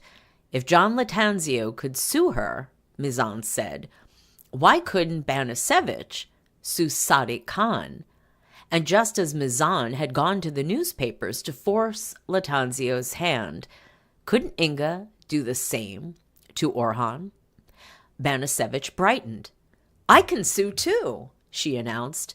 Go to the newspaper. Put him in shame. And so it was only a matter of days before news of Banasevich versus Sadiq Khan, a $3.5 million lawsuit that read like a spicy novel, put the stunning ex-Soviets back in the tabloid glare. In certain quarters of Manhattan these days, it's not unusual to encounter characters that seem to have come right out of a James Bond film. Beautiful young Russian girls with revealing outfits and hidden agendas. They're the latest status accessory in New York's power game, the mistresses of the masters of the universe. The fact that they're dangerous, wild, unpredictable, on the lookout for a bigger and better deal, only seems to increase their appeal. So certain women on the East Side are not just seeing their husbands as much as they used to. How old is your Russian? One just abandoned uptown wife asked another not long ago. What's happening here began 10 years ago, quite a bit farther east. And keep in mind that this article is from 1998, so 10 years ago would have been the late 80s. The unraveling of the Soviet Union created a host of new countries, and these places Russia, the Baltics, Ukraine were not exactly lands of opportunity, especially once the local cement plant closed. After 80 years of communism, morals were eradicated, says an Eastern Bloc-born American who trades in the former USSR. Then the state disappeared, and a vacuum was created. Into this vacuum came an influx of foreign men with nice suits and thick wallets, looking to do business and not averse to a little paid romance on the side. So becoming one of the dostupny devochki, accessible young ladies, didn't seem so bad. A 1990 poll of Russian high school girls reported in the Soviet press found that 60%, that is 60% aspired to work as valuta workers of the oldest profession. Foreign currency hoes. I will use the shortened version, hose. I feel like that could be easily confused for the word HOSE, and that hopefully can work in our favor. We will use the euphemism hose whenever they use the full term that is here on the screen, and I tried to highlight it, and it is merely in pale gray, so you know what it is. Rhymes with lookers. These ladies are lookers, and they work as... So, 60%. Jim Haynes, a Paris-based writer who's long had an interest in the Eastern Bloc and its women, has an explanation for this.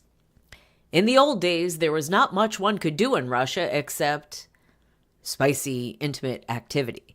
And that is what everyone did, often, he says. Spicy, intimate activity is a pleasure the state could not control, so Russians are, free to do it whenever they like. But they were all so poor, there's no way they could be charging for it, so... very, very few people would have had enough money to actually pay for it. But freely doing something all the time is a very, very big jump to then doing it for money, and only for money, and mercenarily for money at that. Continuing. In northern Turkey in recent years, Russian hoes have been so prevalent that they have even been given a nickname, Natashas. The Russian girl... Do you think there were Borises? I mean, when there's the world's oldest profession is not limited to mere the one, only ladies. There are other, it's not just ladies of the evening. There are gents of the evening as well. So do you suppose they get called Borises? If these are called Natashas, like the old Russian spies from the old Rocky and Bullwinkle cartoon. Or I guess they made a movie about that at some point. A live-action movie. I feel like that was a thing. But I can't recall who would have been in it. No. Well, if you can recall, maybe you can tell me on the comments or in the chat, or leave a comment under the video and let me know if you remember. Did they make a live-action Boris and Natasha Rocky and Bullwinkle movie? I feel like that was a thing. But anyway, continuing with the article. The Russian girls, now so visible in New York, started from the same sleepy towns and with essentially the same impulse. But they don't do anything so crude as turn tricks. They're Ultra-Natashas, clever as well as beautiful. They pursue their goals with mercenary precision. These girls aren't one-night hoes. They're sink-the-teeth-in hoes, says a television producer who knows them. They're playing chess. They're looking, number one, for freedom. Number two, for lots of money by a quickie marriage, or, failing that, a lawsuit. They're very adept with credit cards, and they know you don't get those the first night. Yikes. Movie of the week in the chat says, yes, I think there was a live-action one, as absurd as that sounds. Nowadays, nothing sounds absurd. They'll make a movie out of anything. They'll make a live-action movie out of anything. Okay, back to the article. They're very passionate, very beautiful, but very tough, says a bachelor known from Bilboquet to Balthazar. They want the big life, the money, and they give spicy, intimate activity to get it. For a guy with a lot of money, it's great. The girls don't mind if you're older, if you're fat. That's sad. Well, some girls don't mind if you're older, if you're fat, if they actually like you. But I suppose there'd have to be something more than the money to like. I guess these guys could have worked on something more than just fattening up their bank accounts. Or maybe not. Says another East Side swain, laughing, they are the most cold-hearted girls I've ever met. Is that swain or swine? Could be either or both. The gold digger pipeline, I ain't saying the gold digger pipeline begins in small towns in the former Soviet heartland, where girls migrate to Moscow or St. Petersburg. Places you can use as a trampoline, says a Russian-born model scout. Once there, they seek out men who can help them bounce up economically, or better yet, out of the East altogether. In many cases, these men would not be as effective in the United States at attracting that caliber of woman, says Richard Dean, who opened the first American law office in Moscow. And he didn't just do that. He was actually working for a very prestigious law firm that, if I remember correctly, employed Gary Hart. If you remember, former U.S. Senator Gary Hart. I do. And I wonder if there's a similarity. Gary Hart. Remember, he was running for president and he got caught with a blonde lady on his lap who was not his wife. And it did not help that the boat that he was on was named Monkey Business. Monkey Business. You know, looking back at this cover of the National Enquirer from 1987, I see a lot of courtesanal activity suggested. I'm looking at some of the famous faces and names, and I'm thinking about a lot of old history and rumors that I know. Facts. Well, anyway, back to the article. Girls started to qualify foreigners, the scout continues. What's he good for? Is he a boyfriend? A potential husband? Now here's where things get a little weird. Oh, Movie of the Week in the chat says, oh, wow, I remember the stupid jokes that went along with this. You mean the Gary Hart thing? Yep. Oh, boy, that was late night talk show stand-up fodder for months, I feel like. Months it went on. Okay, so continuing. Here's where things get a little weird. And the names that come up in this article, it gets a little heavy-duty. Very interesting. And there's definitely more to be mined out of the names mentioned in the next few paragraphs, but not something that we're going to get into now. Probably not something for Friendship Empire to get into, but if it tickles your interest, I would suggest looking into this a little bit more, and I'll show you how. But anyway, let's continue. The path from Moscow to New York cut through the modeling business. And I feel like we should put heavy quotes around the term modeling. And there might be another term. It feels like trafficking is a word that would be used if this article were written nowadays. Modeling business. In May 1988, the first Miss Moscow contest was held. A year later came the first Miss USSR, Yulia Sukhanova, a rangy 17-year-old Moscow schoolgirl with gray-blue eyes, blonde hair, and a beauty mark over one eyebrow. Though she didn't know it, her modeling career was facilitated by Richard Fuse, a former actor, psychiatrist, I think they're blowing out the actor thing a little bit.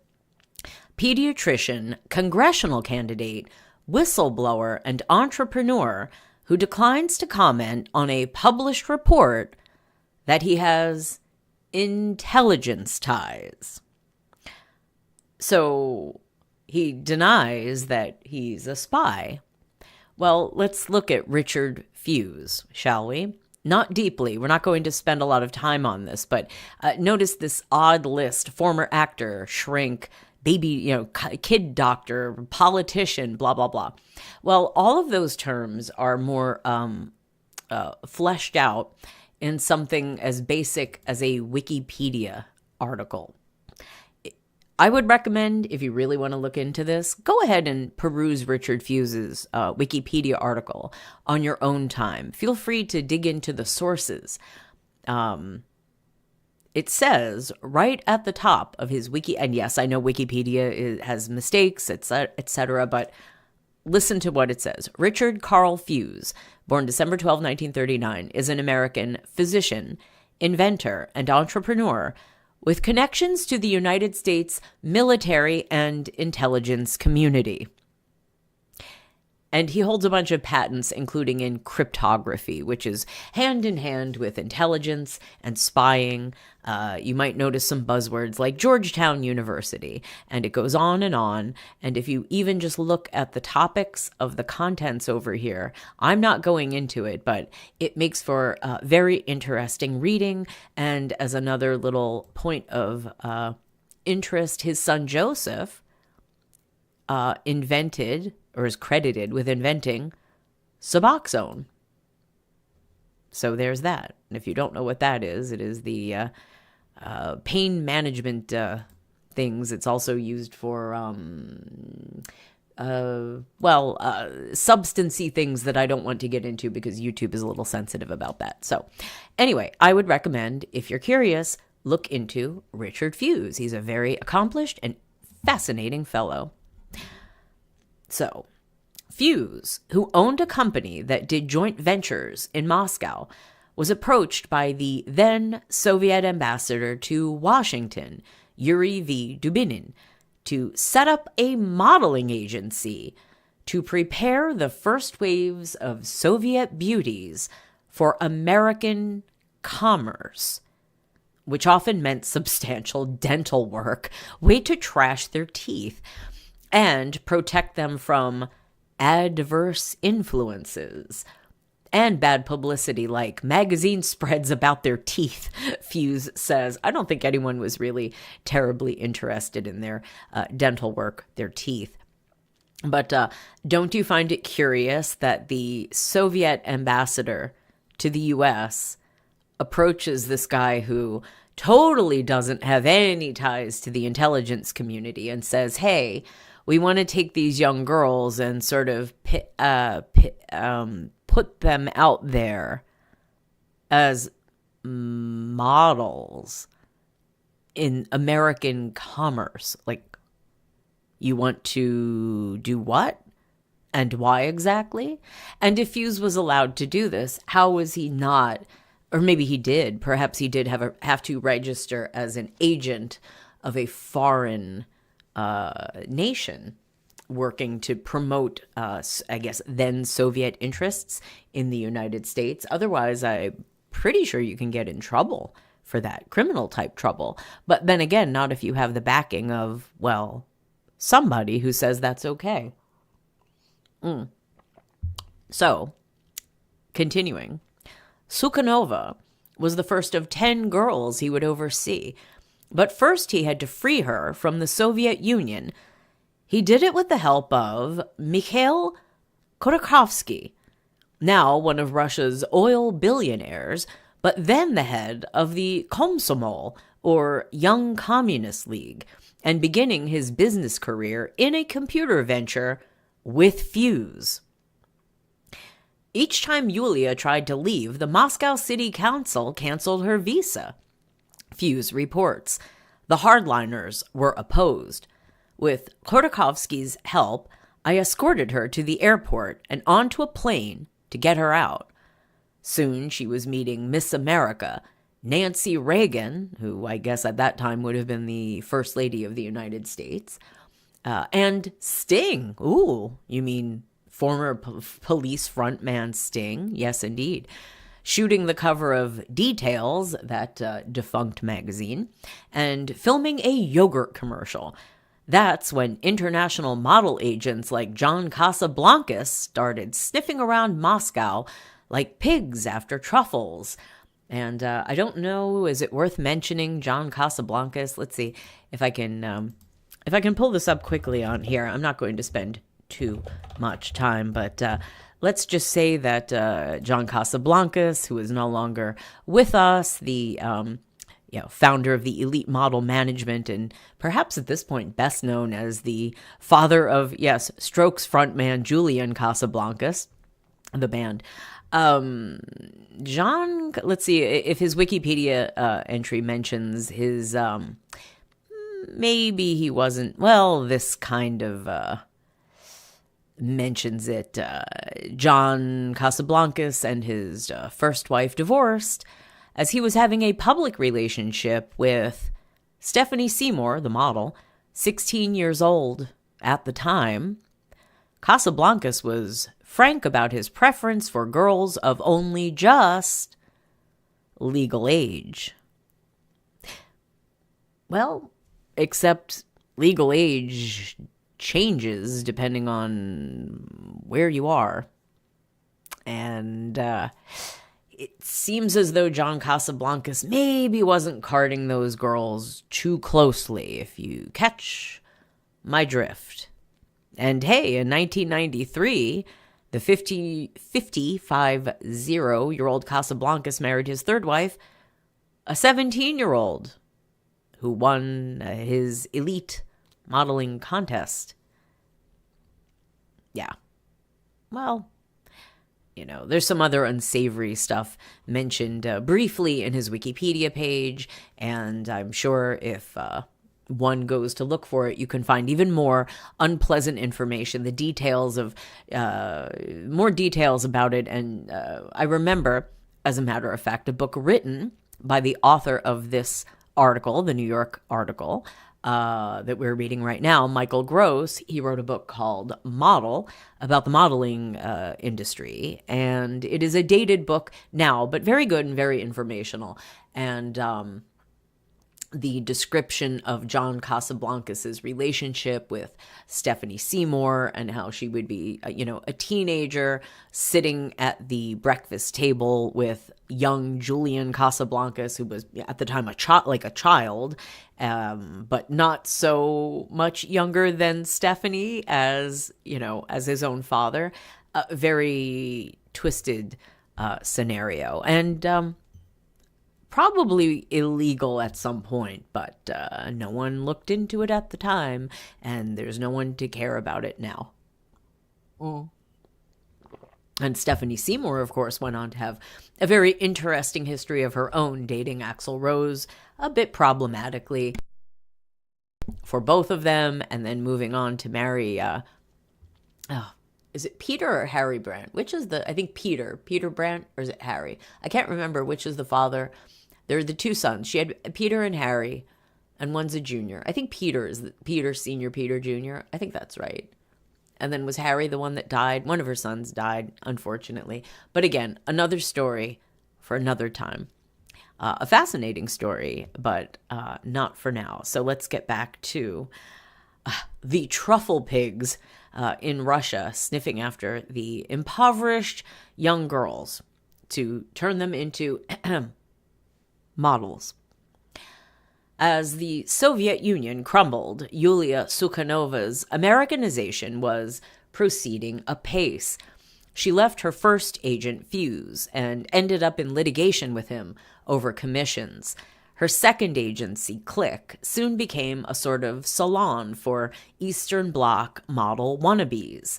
Not only was the first Miss USSR there, but it was also the only agency in New York with a Russian-speaking booker.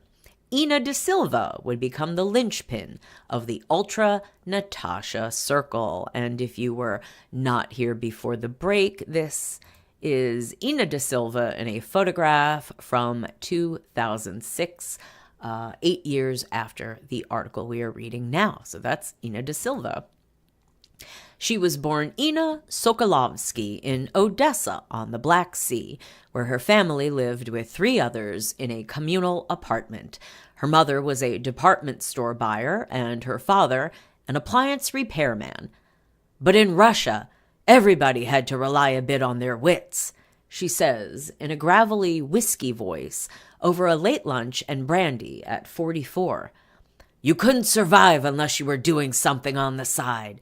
We have larcenous minds. We distrust authority. We like getting over on people. And we settle things among ourselves. Sort of like Sicilians.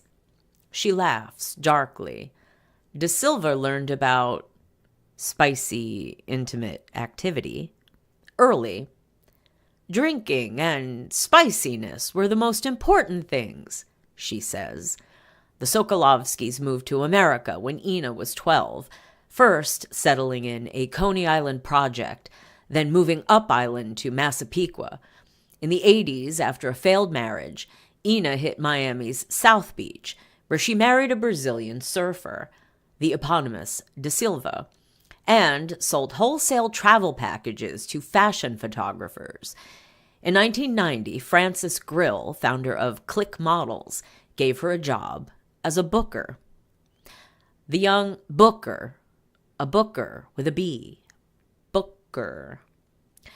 The young Russians who now began heading for New York could talk to Da Silva in their native tongue.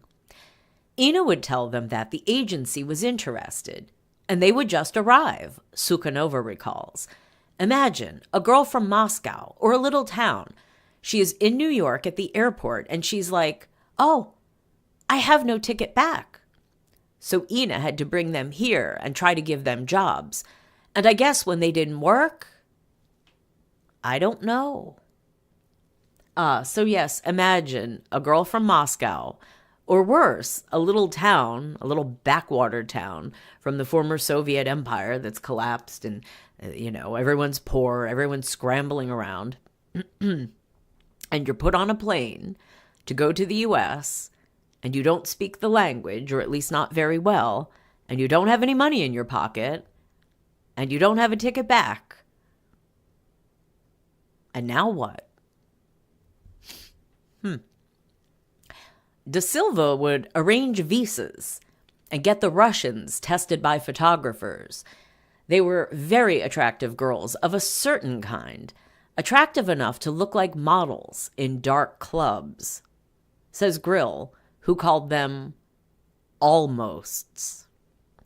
Her son Joey Grill, who isn't it lovely what women do to other women? There's a lot of anger of what men do to women, the terrible things men do to women. And indeed, fair enough. But look at the facilitation by these women. The women, the Ghislaine Maxwells of the stories here. Or Jocelyne, if you prefer. It's a little bit more appropriate of a pronunciation, if inaccurate. Okay. Continuing. Her son Joey Grill, who runs Click with her, thought of them as Ina's private test board, working little jobs. Then he adds, apparently, they were going out on other jobs, too. Ina's group was Tusovka, a happening. She had it in her blood to be a party person, says Frances Grill. She liked rounding up girls to go to clubs at 2 a.m. Restaurant and club owners began to lure her and the almosts with free meals in exchange for their filling a table or two. Da Silva was eventually fired by Click and, discouraged and near broke, started collecting fees for promoting dinner parties on slow nights at restaurants like Grolier and Joie Nuit and clubs like Obar. Ina's pack included a few real models she'd worked with. Buzzing around them was a swarm of more accessible almosts. A circle of admirers was solidified by these dinners, says the Eastern Bloc-born businessman. She would call the Russians, and we would go. De Silva admits she made introductions. The girls that might not be great for Vogue were great for something else, she says. They look good in someone's arms. Despite what many who know her claim, however, she says she never got paid for making introductions. I know who I am, she tells me one afternoon, sprawled in the back of a stretch limousine someone else is paying for. I give a lot, and I've been very disappointed with a lot of girls. They're very ungrateful. I introduce them to sugar daddies. I help them get their lives together. I've learned now.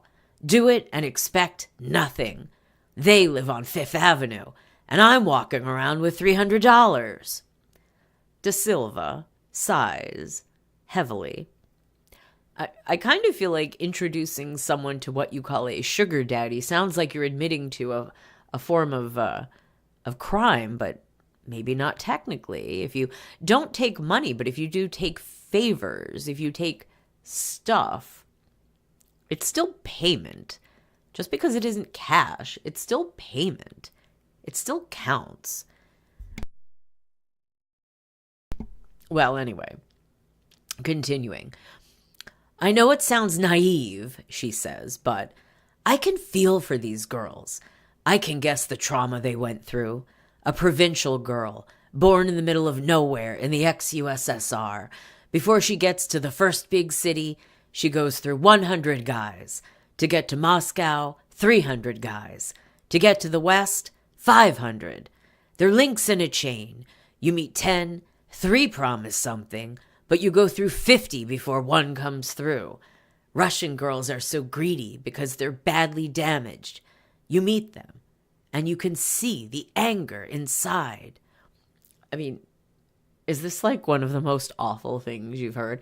And when you keep in mind, they're saying girls, and you're going, oh, well, you know, they're 18 or no, they've in one of the previous articles we read in part 2, our previous stream, they were talking about how, I think it was Yelena Yarakova, Alec Wildenstein's girlfriend at this time.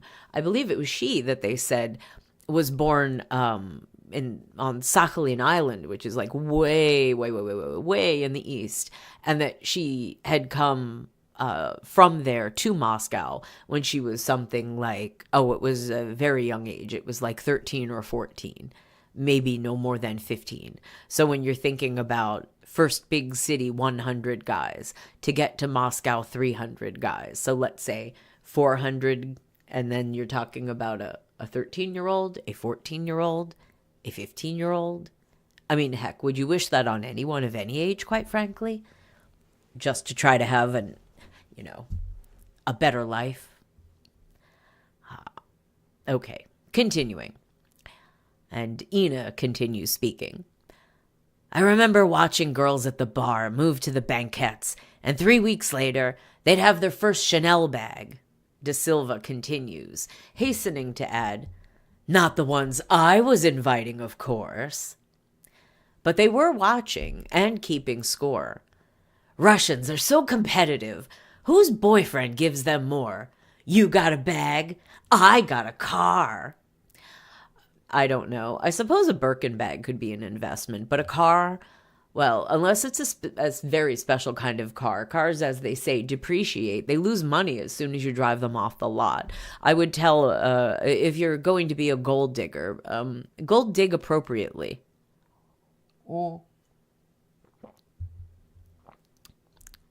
Yes, a car, not a good thing.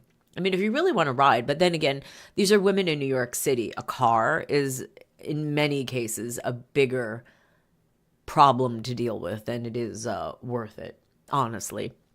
Especially now with Uber and Lyft, but they didn't have that back then. But yellow cabs were fantastic, and they also had car services. So I think I would rather have a car on call than a car of my own if I were in these ladies' situation. That would be my advice, ladies. Anyway, continuing. The men they meet, of course, are playing hard too. They think they're running a game on us. says a young investment banker. They hang out, they shake their, chesticles. This is what he said. He used the T word. I'll say chesticles. They're only after money, so we flash some, we F them, and we dump them, although he said the real word. We trade them like stocks. We teach them American capital at its best. Oh, hey, it's the Wolf of Wall Street here, huh? Look out, Jordan Belfort's coming to town. What a man. And in New York, who doesn't play? Well, lots of people. As another investment banker points out, these girls see New York women playing the same game under the veil of high refinement. New York society girls call them hoes, except he uses the full term, and hate them. But what is the difference, except that the Russians admit it? Inga Banasevich, then 19, met her aging sugar daddy, Orhan Sadiq Khan, at a dinner in 1990 at Tavern on the Green. In the lawsuit Banasevich would file against Sadiq Khan, she said that their relationship was purely spicy intimacy. Sadiq Khan's appetite for spicy intimacy was insatiable, and he sought control over every aspect of her life so she would be available to him whenever he wanted her. Remember, this was a married man, married with children. Sadiq Khan took Banasevich with him to Russia, where her best friend, Evgenia Gvordetskaya, says she helped him do business. How exactly do you think she helped him do business? Do you think she was translating? Do you think she was making introductions? Do you think she was a party favor? What do you think? Why don't you let me know? Leave a comment on the video or a comment in the chat if you're listening live. Okay, continuing, doing business. Helped him do business. Her own suffered. Banasevich couldn't control her weight, so the modeling jobs dried up. And when she tried studying drama at NYU, Sadiq Khan became upset and controlling, Gvordetskaya says. He didn't let her do anything, basically. The couple broke up briefly in September 1995, but reconciled shortly thereafter, and Sadiq Khan evidently relaxed his grip on her. He even put up the couple of $100,000 that earned Inga her credit under another name, Inga Galyulina, as an executive producer of an independent movie, Fool's Paradise, according to its writer, director, producer, Richard Zacka. And indeed, Fool's Paradise, here it is on IMDb, 1997, PG-13, 1 hour, 30 minutes. A man deeply in debt to a vengeful creditor tries to repay his loan by diverting funds from a Caribbean island. So it's about crime. It says comedy romance, and look at this all-star cast. Karen Duffy, Duff, the VJ from MTV. Taylor Dane, the singer. I think her song was Tell It to My Heart. Was that her big song? Corey Parker, I remember him from 30-something, I think. Who else do we have? Jim Gaffigan. Okay, he's pretty well known. Aida Turturro from many, many things. Probably most famously The Sopranos. Look at that. Mohammed Khashoggi. I wonder who he would be. Christopher Lawford. Very, very Christopher Kennedy Lawford, that is. The cousin to RFK Jr. Christopher Lawford was he's no longer with us, but he was an actor. The son of Peter Lawford, the late actor who was a member of the Rat Pack, Frank Sinatra, Dean Martin, Sammy Davis Jr., etc. And his mother was Patricia Kennedy, one of the 9 Kennedys. She was one of the sisters to JFK Sr., RFK Sr., Ted Kennedy Sr. And I'm pretty sure this is Mrs. James Spader. Just a little fun fact. Pretty darn sure. Let's see. Pretty sure. Weren't they married? There you go. Oh, maybe they're not married. It says engaged, and they have a child. Well, they're together. I'm pretty sure they're still together. So there you go. A little bit of a fun fact. And yes, Fool's Paradise was indeed made. There's Richard Zaka. And let's see. Where's the production credit? Anybody else interesting in here?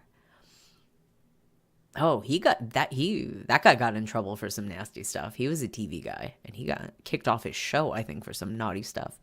There you go. Inga Galulina. So there you go, her one credit. Okay. So that's Fool's Paradise. Continuing. In February 1997, Sadiq Khan rented Inga. I feel like we could put a period after that word. In February 1997, Sadiq Khan rented Inga an apartment at the Galleria, insisting, she claimed in her suit, that she remain home at all times so he could have spicy intimacy on demand. She charged he sneaked in and engaged in some spicy intimacy with her while she slept. He would pretend to be an infant and feed as an infant might, who was not bottle fed. If you're familiar with the La Leche League, you know what I'm talking about. For 3 hours at a time. Ugh.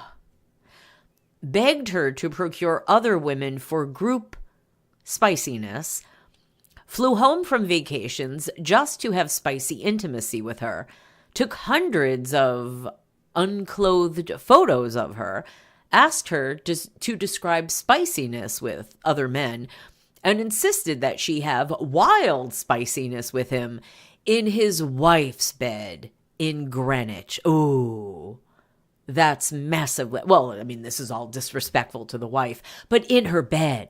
Ooh. Oh, that's just... I would say that's possibly the most disrespectful thing to do.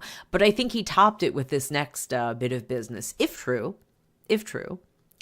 Sadiq Khan begged her to have a baby, she asserted, promising her $1 million if she did. And remember, this is $1 million in 1998 dollars, not 2025 dollars.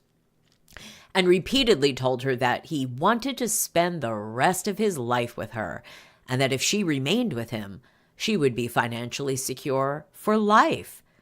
Yet when she twice got pregnant, she claims he demanded she have terminations.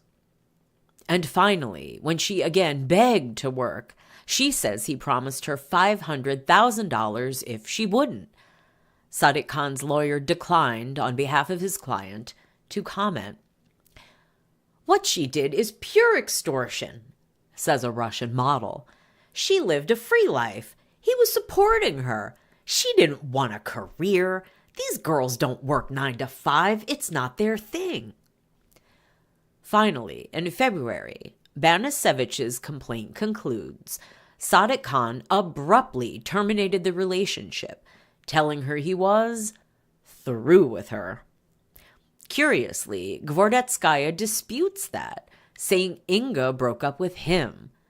She wanted to do things. She is very ambitious. He was controlling her. So that's all, she says. She just got sick of it. She was like his second wife. So it's like any divorce. It just wasn't an official marriage. But Manasevich didn't sue until after Sasha Khazin's funeral. So it sounds like they're trying to suggest that Inga got a little low on funds after Sasha was no longer available on the scene and decided to rustle up some cash with the lawsuit against Sadiq Khan. Yeah? So, and you may be wondering, if you've come here for Wildensteins, what on earth does this have to do with Alec and Jocelyne? But we're getting to that, and as we get back to Inez Mizan, you're going to see how the Wildensteins, they are coming up shortly. Okay, so Inez Mizan has just to reiterate, this is Inez, the captivating woman who has caused so much trouble in this art for the people in this article, or will, as you will see, because we've only just met Inez a little bit. We are really going to dip into her shenanigans now. Past shenanigans.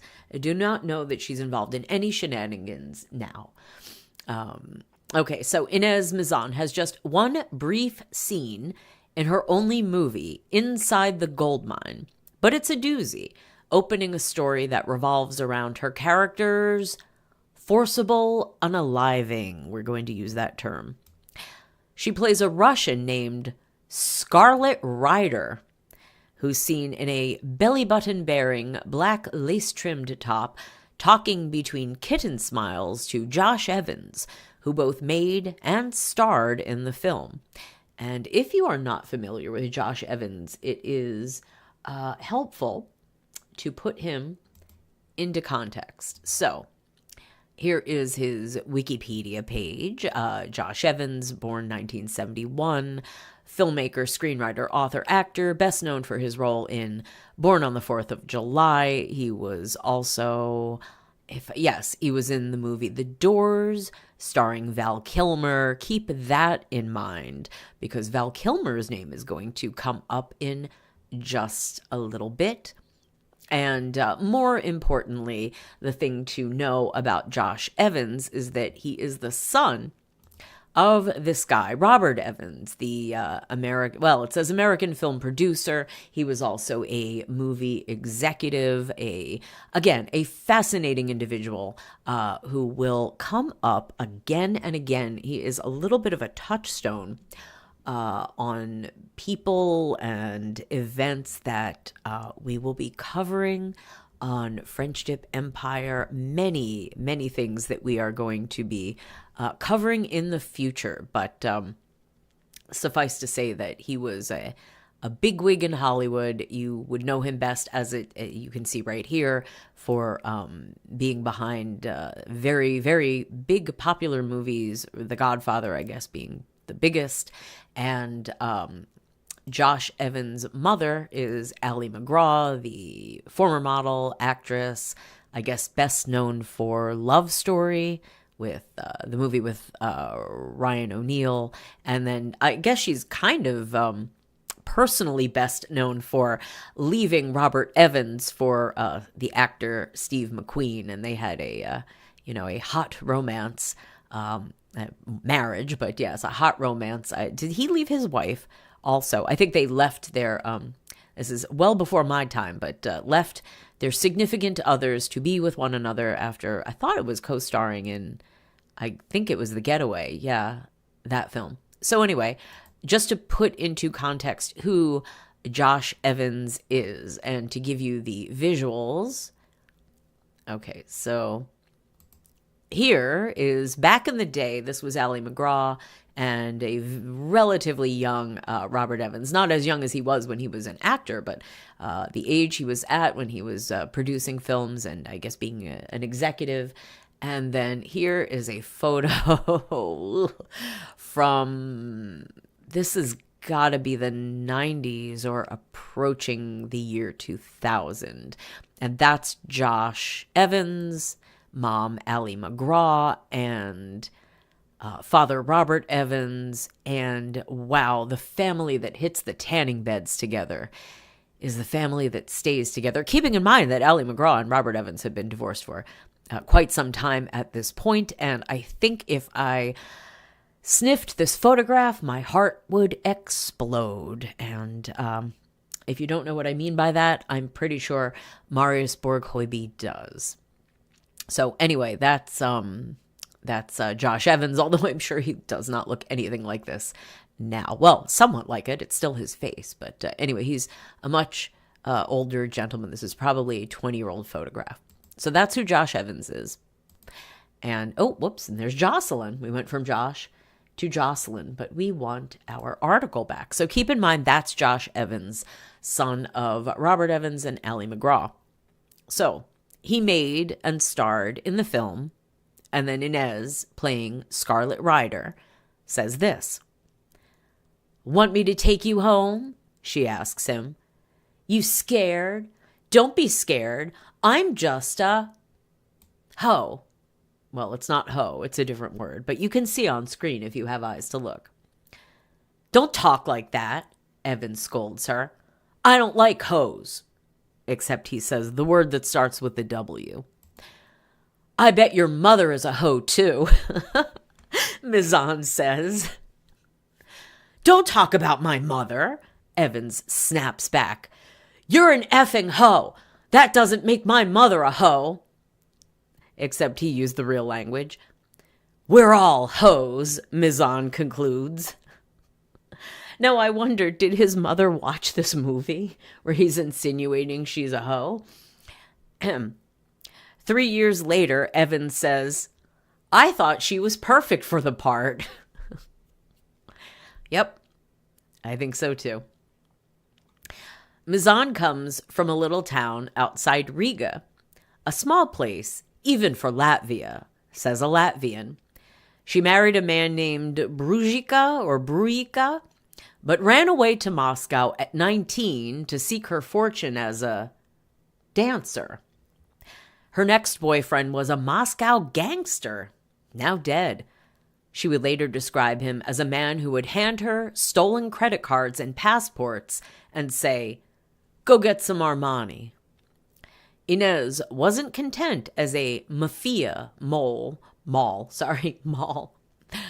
She was also singing and dancing with Lima Vaikule, a nightclub entertainer, when Moscow opened up to foreigners in 1988. And if you're not familiar, as I was not, with this woman, that's Lima Vaikule, if I'm saying that correctly. I'm not anywhere near fluent or even passable in Latvian. So there you go. That's Lima. Let's move this down over. Okay, perfect. It was so focused then, says one of the pioneers. It was 50 or 60 people going to 3 or 4 places where foreigners met. Inez was a very prominent girl in a small group. She never accepted money. It was gifts and trips. The man who took her farthest was Imre Pak, a Hungarian-born, Leningrad-educated businessman who moved to America in the 70s. Between his 2 marriages, Pak, who trades in fertilizer and chemicals from the former Soviet Union and lives in an apartment at the Galleria that he bought from Eric Clapton's ex-lover, Laurie Del Santo. Didn't I tell you that this was just a lot of names being dropped? Was quite a ladies' man. And yes, Laurie Del Santo was Eric Clapton's baby mama of the baby that inspired the song Tears in Heaven. I'm not entirely sure if the Galleria apartment was the one that was involved in that sad event, but it may very well have been. And again, to give a little visual to our story, Imre Pak is, one moment, this man.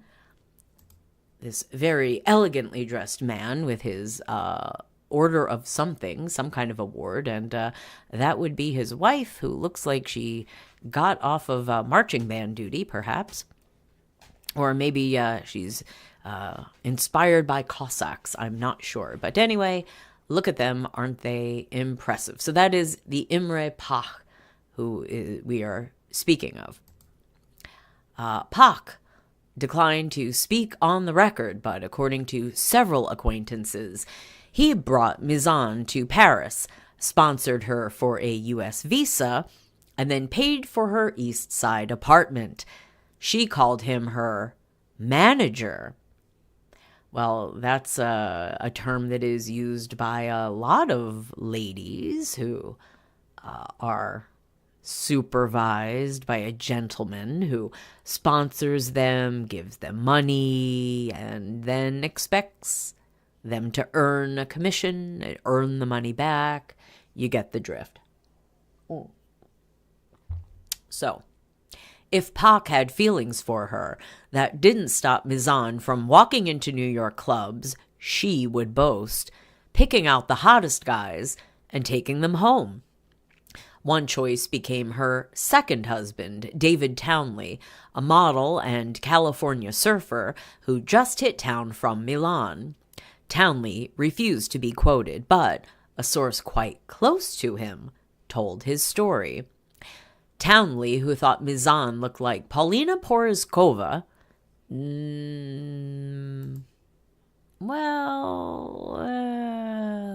I guess a little bit, maybe. If you squint, maybe if she had her makeup done differently. Anyway, soon found out that she was something of a legend. Her promiscuity was awesome. I don't think he means like A-OK awesome. I think stunning is more the definition of awesome in that term, in this context. Says a man who had a 2-day fling with her around the time she met Townley. She made it clear not only to me, but to a handful of my friends that she was an easy conquest. Says another ex-lover who seems relieved to be rid of her. She's a man. She hates other women. Her attitude is a man's. I'm going to F that guy tonight. But Inez is not evil. She is not a hoe, even if some people don't agree. Well, I think by definition you would have to disagree. Sorry.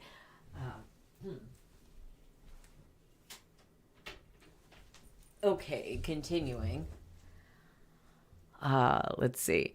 Mizan told Townley she was a singer and introduced to Imre Pac, telling Townley that Pac paid her a draw against her future earnings.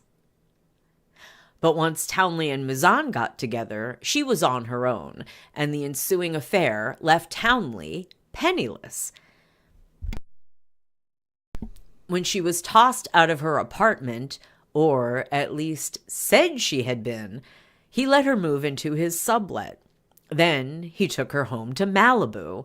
He'd decided to make her a model, paid for tests and a portfolio, and introduced her to agents and photographers.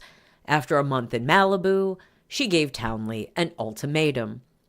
If he didn't marry her, she'd find a green card husband. Worried he'd never see her again, Townley married her in Las Vegas in August 1989.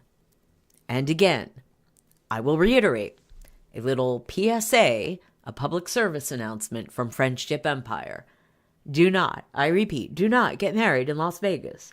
It is a bad omen for your future marital happiness.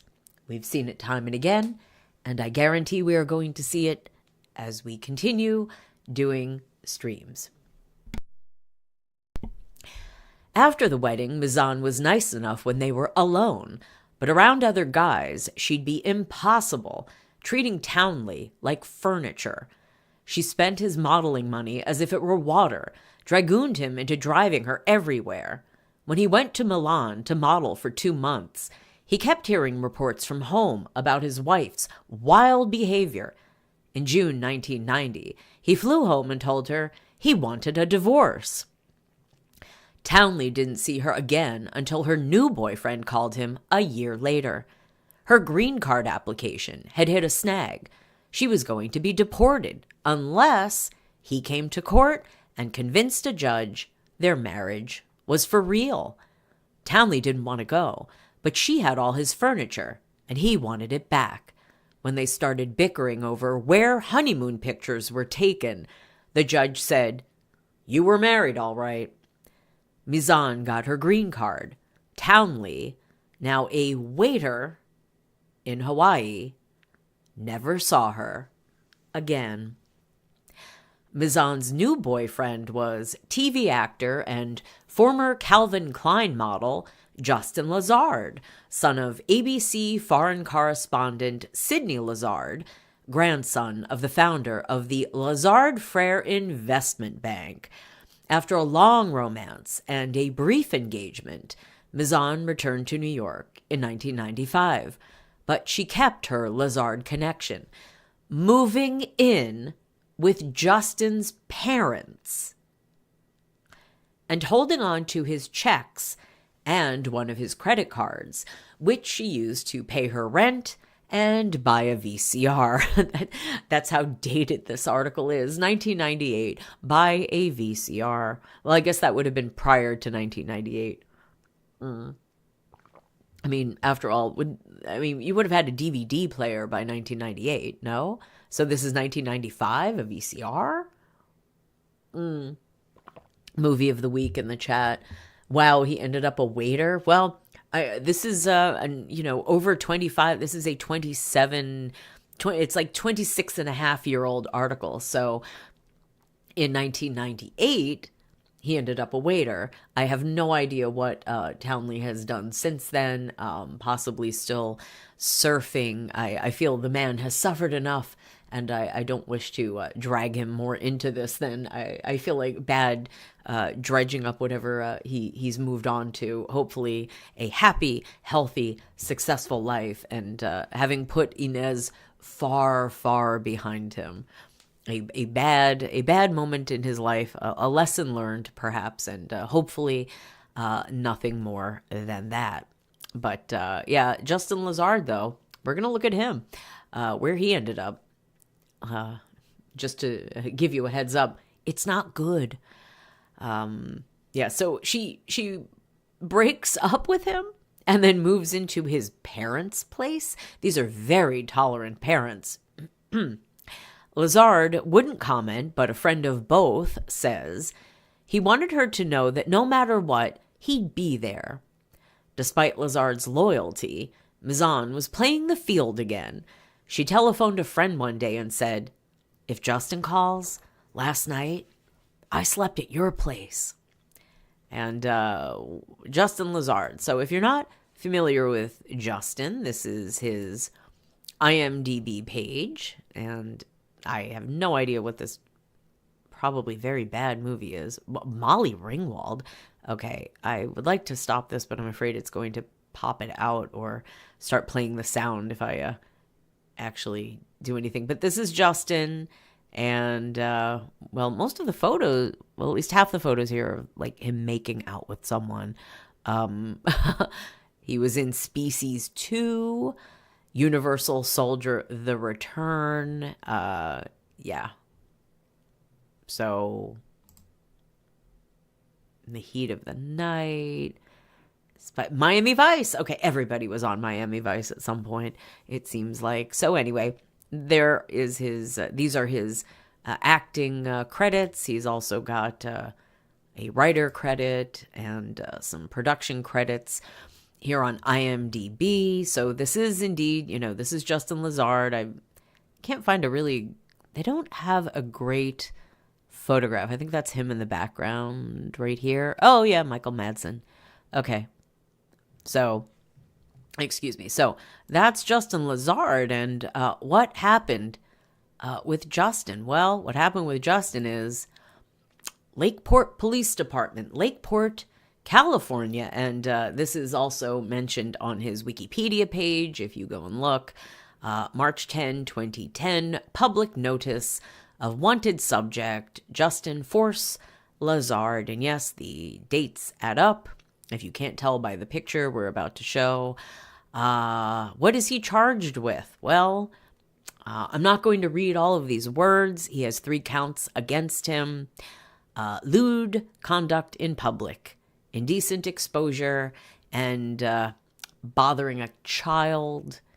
Because what did he do? Well, on July 4th, 2006, he was arrested because he'd been exposing himself in front of people attending a public fireworks display at a public park.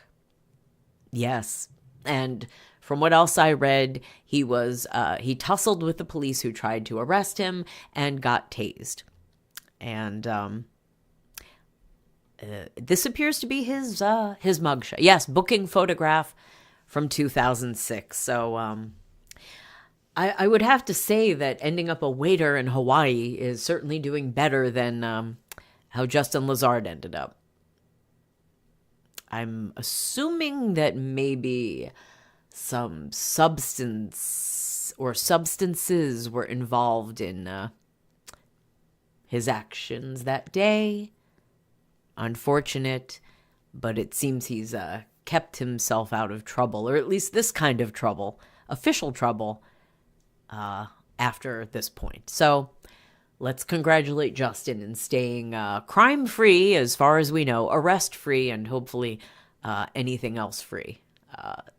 Inez and anything else, any other substance, Inez Mizan and any other dangerous substances. We hope he is free from that.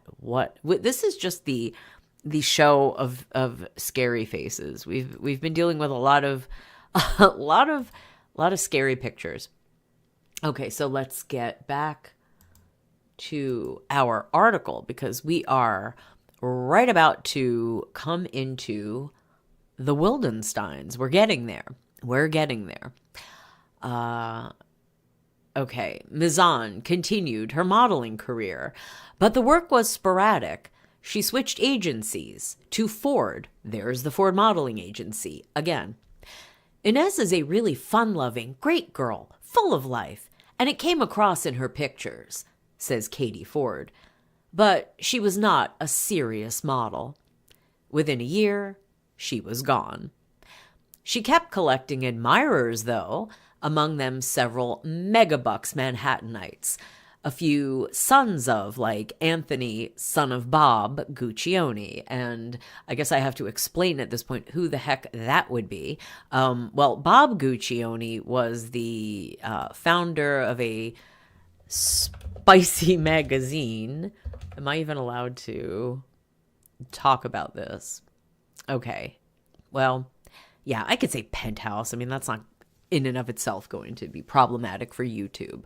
So yes, Bob Guccione Sr., the founder of the, I guess, second best well-known spicy magazine, second only, I assume, to Playboy.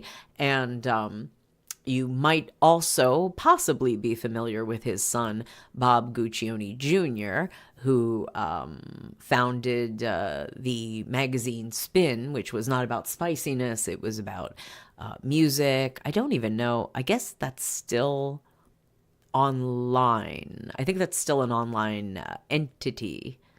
Yes. So that's Bob Jr. was a bit of a media figure, his father much more so at the time. Obviously, Bob Sr. is dead. Bob Jr. is still alive. And then I apologize for showing that photo again. Oh, so here they are. This is Bob Sr., that's Bob Jr., and his brother Tony. So that's Tony Guccione. And wow, that is a heck of a head of hair. Loving that. All right. So Tony Guccione. I mean, you think he wouldn't have to pay for it, but anyway. I know. It's not that they have to. It's that they want to. I got it. Okay, actors. Armand Assante. Does anyone remember him? Is he even still alive? I apologize if Armand Assante is still amongst the living. It's been a while, Armand.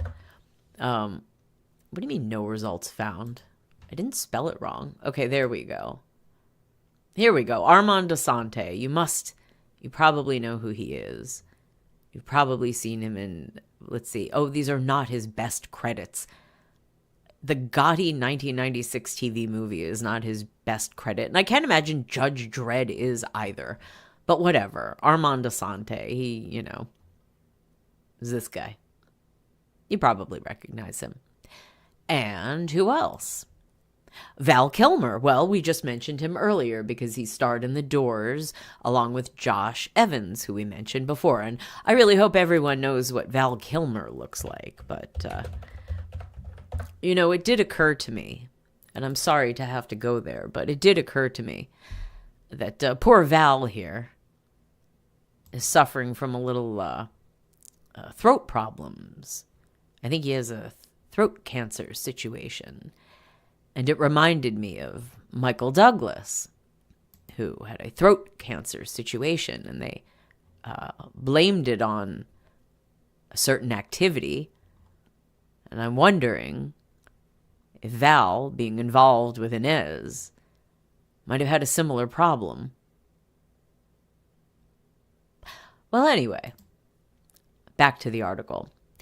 And another one of her admirers, Michael Bush, who asked to be described as a handsome young lawyer. Now, I'm not going to bother looking into Michael Bush. He's not sort of famous enough to really warrant the interest. It appears that he is an incredibly well-off, I think, accident attorney or personal injury or something like that. I believe he is based out of Long Island and very prominent, but not like a famous entity. So he's mentioned, but we're not going to really look into him. He's living his life and apparently pretty successful. Just not as famous as these other gentlemen. So, continuing. After we stopped dating, she was going out with 6 people at a time, says Bush, a handsome young lawyer, who remained a friend. I realized she was a very dangerous woman. Now, how dangerous can you be just dating a bunch of people? Even her defenders admit that Mazan is liberal with her affections. We live in a world of unbearable hypocrisy, says photographer Peter Beard, who recently accompanied Mazan to Latvia, where she owns a share of a model agency. So you come to the West, make it out, make your money, and then you're going to profit off of the other girls behind you. Many such cases. As I said, the women who facilitate, is it worse than what the men do? Kinda. She's quite a communicator. Oh, wait, I didn't finish that.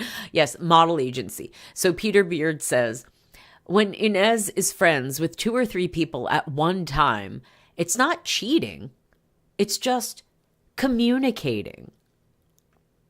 I suppose that's why they call them communicable diseases. Okay. Continuing. She's quite a communicator. One East Side investor who met Mazan at a charity event gleefully describes how she had the table in stitches, telling filthy jokes and dropping berries in his lap and plucking them out with her fingers while his stunning wife watched, incredulous, from across the table. Luckily, the wife, who confirms the story, was amused.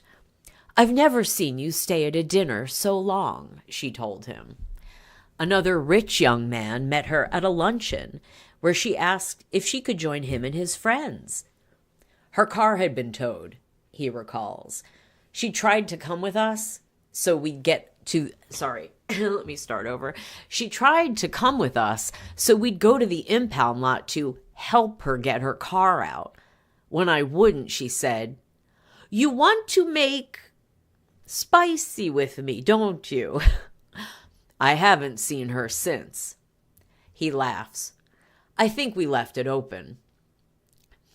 Inez needs to show everybody how great she's doing, says a Russian model we'll call Ludmila, who knows but disapproves of the Ultra-Natashas. She needs to show other Russian girls, you're like everybody else, and I'm a princess. She doesn't think she's a pro. Except Ludmila said the whole word, you know. Ho, pro, you know. She thinks she's so great and beautiful, men just want to give her money. But there is some work involved as well. Indeed, when Michael Bush saw Mazan in a new Mercedes and asked how she got it, she replied, I've been working very hard lately. I've told you, cars depreciate. Don't go for the car. Car is a poor gift. Her new job was John Lattanzio, 49, who'd quit high school in Astoria to make his bones with the hedge fund Steinhardt Partners, where he became Michael Steinhardt's confidant and top trader, raking in 8 figures annually. Yeah, and Steinhardt, like, if you only look on something as simple as his Wikipedia page, Steinhardt admits that his father was a criminal who used to give him cash to invest, and that's how he started his company. Well, it's probably not surprising that Steinhardt got in some trouble, and I guess Lattanzio didn't, I know his name was involved, but I don't know if he actually got in the trouble that whatever Steinhardt got involved with, but since Lattanzio worked for him, he was clearly involved with it somewhat, but I don't know how that all shook out, and it's not super relevant to our discussion. But again, one of those things that if you really want to look a little bit more into it, I would recommend going ahead and looking that up. And if you want a reminder, this is John Lattanzio. As far as I can tell, this is Steinhardt. The Steinhardt company's Lattanzio. This woman is not involved. We will leave her out of it. And of course, this is a much older photograph. It appears to be from, I think, 2021. So he was, this is like 20 years off, 20 odd years off from the article that we're reading from 1998. Okay, so Inez's new job was John Lattanzio. Divorced since 1984, Lattanzio was considered a catch. He made Financial World's 1990 list of the most eligible Wall Street bachelors. In 1993, the magazine ranked him the 38th biggest earner on Wall Street. In 1996, he opened the Lattanzio Group, a hedge fund that launched with $100 million in assets. That year, too, he was introduced to Mizan by a fellow financier who described her as a nice Upper East Side girl. Well, that financier must have absolutely hated John Lattanzio. Unless he had did he have his fingers crossed behind his back as he said it? Did he whisper psych after he said it? I mean, was it April Fool's Day? Lattanzio declined to give details of their affair, but the public record of the lawsuit tells their story. Initially, at least, Lattanzio was a careful man. Oh no, he was not. Shortly after they met, Mizan says in the papers he demanded she take a blood test. She demanded jewelry in return. Thus was laid the basis of their relationship. I think we should all keep this in mind when we go in for our annual physicals. When your doctor says, well, we're going to have to take blood, you say, jewelry first, buddy. First the jewelry, then you get the blood. That's how it goes. I've learned from the best. Okay, continuing. Thus was laid the basis of their relationship. According to the complaint filed by his attorneys at Wilkie Farr, Lattanzio proposed on May 20, 1996, and gave Mizan a 9-carat radiant diamond set in platinum that he'd bought at Harry Winston for $289,275. Remember, 1998 money. The ring is the size of a small watch, says a friend. He followed it with a $147,220 Cartier necklace in October, a $20,026 Van Cleef & Arpels ring at Thanksgiving, and a $27,000 crocodile. Oh, wait. Sorry, I skipped another Harry Winston ring worth $12,232 in January 1997, and a $27,000 crocodile Hermes bag last November. He considered all these gifts to be engagement presents. In her reply, Mizan claims they were never engaged, but 3 witnesses came forward to contradict her, and their statements echoed one made to me by Ludmilla, the model, who said Mizan would wave the stone, trilling, "I'm getting married." Mizan's affidavit makes interesting reading, a self-portrait of an Ultra-Natasha. The gifts Lattanzio gave her were non-conditional, she says, and their relationship in actuality was totally non-exclusive. Right from the start, he bought her things. 6 $2,000 flowering orchid trees the night after their first date, for instance, to buy my affections and satisfy himself that I would like him. I mean, honestly, a bunch of flowering trees? I mean, she's living in Manhattan, and they're orchids. I don't think trust me, almost no one wants the upkeep on orchids. An orchid plant, let alone an orchid tree, and then 6? Just ridiculous. No one has the place for that. I mean, if they do, they do, and they probably don't need you to buy them for them. I mean, what do you have? A greenhouse, an orangery of some kind to put these things in?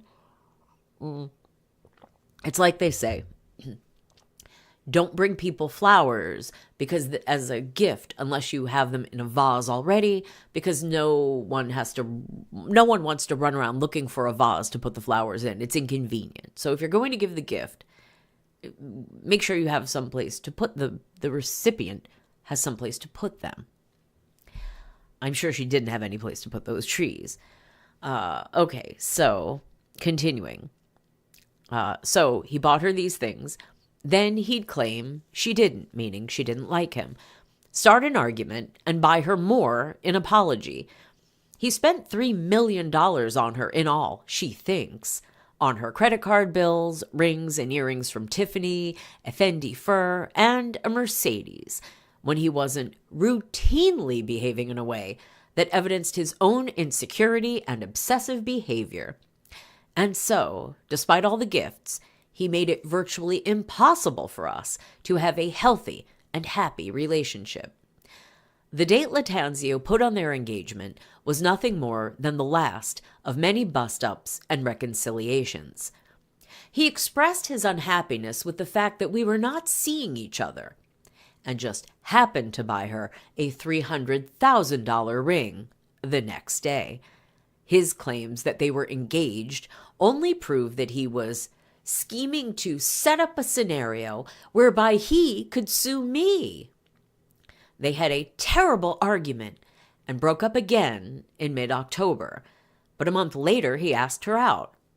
At the time, she thought it was all quite funny.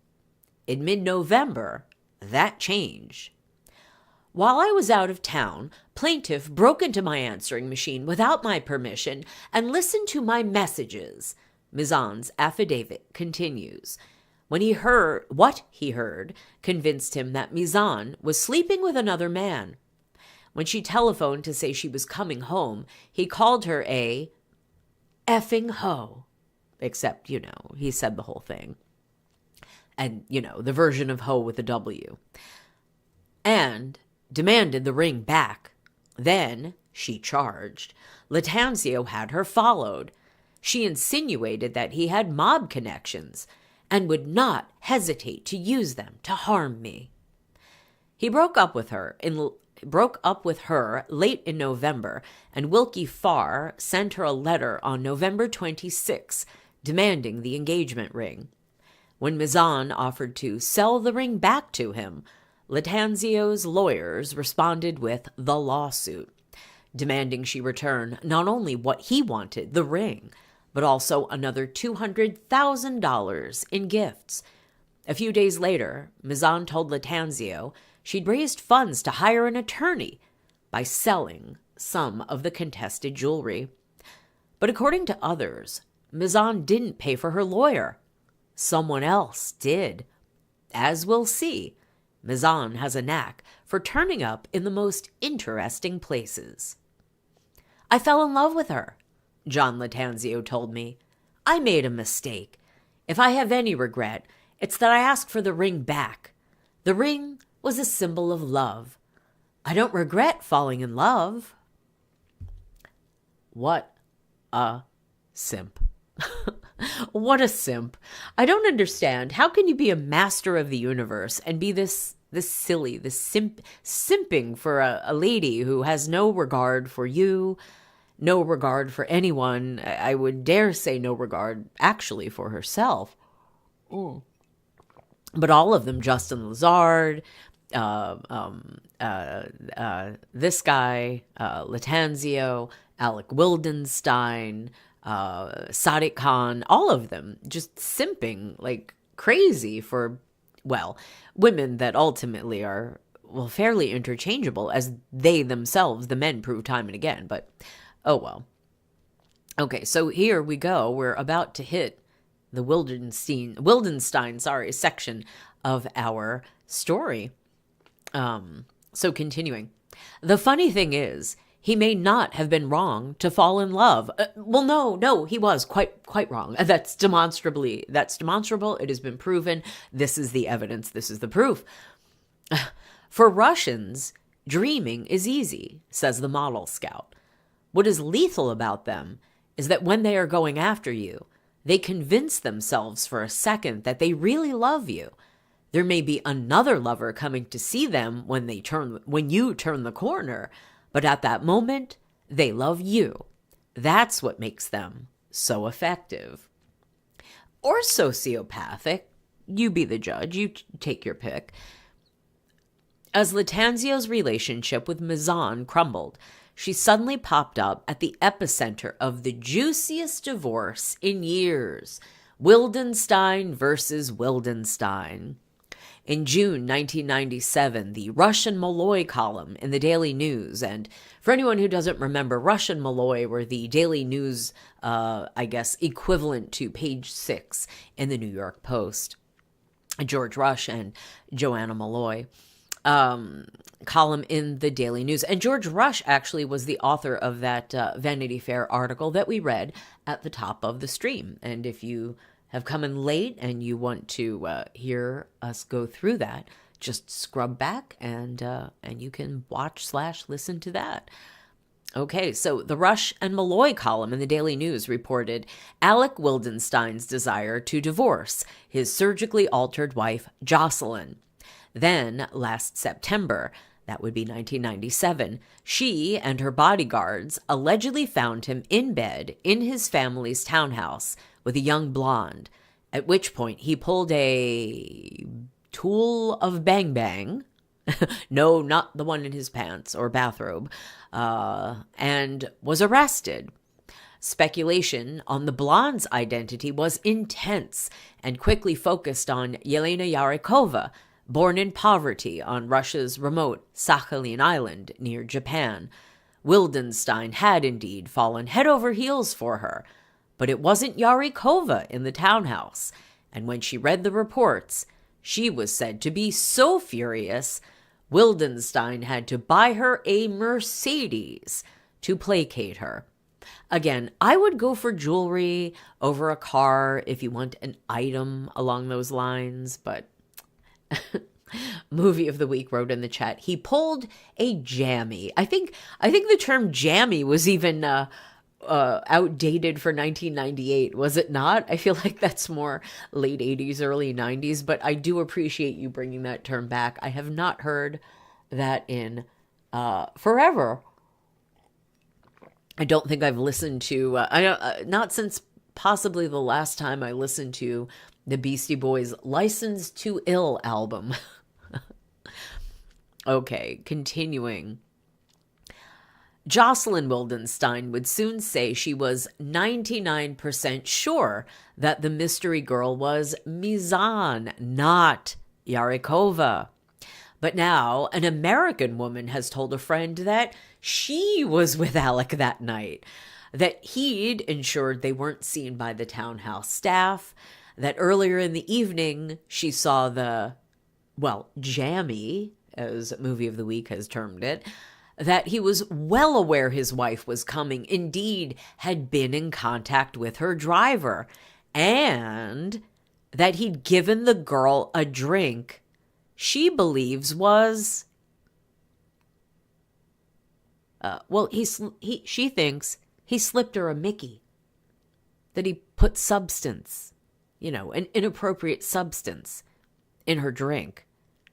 Okay, so what is more shocking here? The allegation that Alec had set up Jocelyne, and what was he planning to do with the jammy? Was he planning on pulling an Ann Woodward and actually unaliving her with a shot and then blaming it on, I thought it was a burglar? The two Mrs. Grenvilles scenario, to invoke Dominic Dunn here, who we've mentioned before on the stream, and I'm sure will again, since he was such a good provider of content for us back in the day. But the former Vanity Fair correspondent Dominic Dunn. But or is it more shocking that this woman, who oddly wants some kind of credit and get for being one of Alec's pieces of things, and that he drugged her. So what's more, he slipped her a Mickey. What's more shocking, that he might have tried to unalive Jocelyne, or that he's, dosing a paramour? Why would he need to? Why would he even want to? That's odd. And it's not a question, or rather an accusation that we've heard before from anyone else. So odd. You think he just slips them the cash or the jewelry, and that he wouldn't need, substances. But anyway, the girl has been located, but she's afraid. Someone close to Jocelyne reports. It's unclear how Alec Wildenstein met Yelena Yarakova, a rock-hard 5'10" blonde, though it's been reported they were introduced by Gatto Cardini, a peripatetic Italian deal maker. He denies it. He is very sensitive about how he met somebody, Cardini says, because he likes to show off, like all the old men. He will never say, "I've been introduced." But everyone they're passing them around within their social circles. So they all know who these ladies are, and they all know what they're doing with them, and they all know how they've gotten together with them. So what is this charade? Why are they putting up a front that, the older wealthy man running around with the young lady who, especially one from, overseas? You're not fooling anyone. And they don't seem to even care, but then they are. I mean, everyone knows what game is being played here. It baffles me. Why pretend? And Gatto Cardini, interesting man. In part 1 of our Wildenstein series, we went into Gatto Cardini. We took a look at him and his business, and he is a very interesting guy. Kind of creepy, but he has some interesting connections, and we found some photographs of him with some very prominent people who will come up again and again in this story, the Wildenstein story, and also other stories that we will tell on French Dip Empire in the future. So I would definitely recommend checking out part 1 and, of course, part 2 as we move through the story of Jocelyne and the other Wildensteins. So, continuing. Though Wildenstein was willing to move mountains to win her heart, the middle-aged billionaire was unsatisfied. He wanted to buy her the world, says an executive at Ford Models, there they are again, which took Yarakova on at Wildenstein's request. He'd say, "I love her, but she doesn't love me." I never got that love feeling. Well, yeah, I mean, why would you expect to be loved? That's not love. You can't buy me love. Love isn't something you buy. And they know that. What is this game? It's insane. Anyway, continuing. Indeed, Yarakova sometimes seemed closer to the ubiquitous Inez Mizan, who she may have known before either met Wildenstein. Latanzio thinks Mizan met the billionaire at Yarikova's 21st birthday party last September, Soon after, Wildenstein appears to have appointed himself Mizan's protector, despite his apparent distaste for her. He'd say, "She isn't the same class, but Yelena likes her," says the Ford executive. Gatto Cardini thinks Wildenstein let the Mizan-Yarikova friendship flourish because he thought it would help him in his relationship, which had been very difficult. Things didn't go as planned. Inez was Yelena's advisor, says a man who saw them together. She was saying, "Look, there's a world of billionaires out there, and this is how you play it." Cardini agrees. Inez is more experienced, but I think the advice she give is against the interests of Alec. She was coming out from a relation with a rich guy that she didn't like, so she believed Yelena was living the same story, and she probably transferred this. This is how I see it. I am very shrink in these things. I love that. I am very shrink in these things. Of course, he means he's very analytical, psychologically insightful. But I feel like I need that term. I would like to use this term in the future. I am very shrink in these things. That is a great phrase.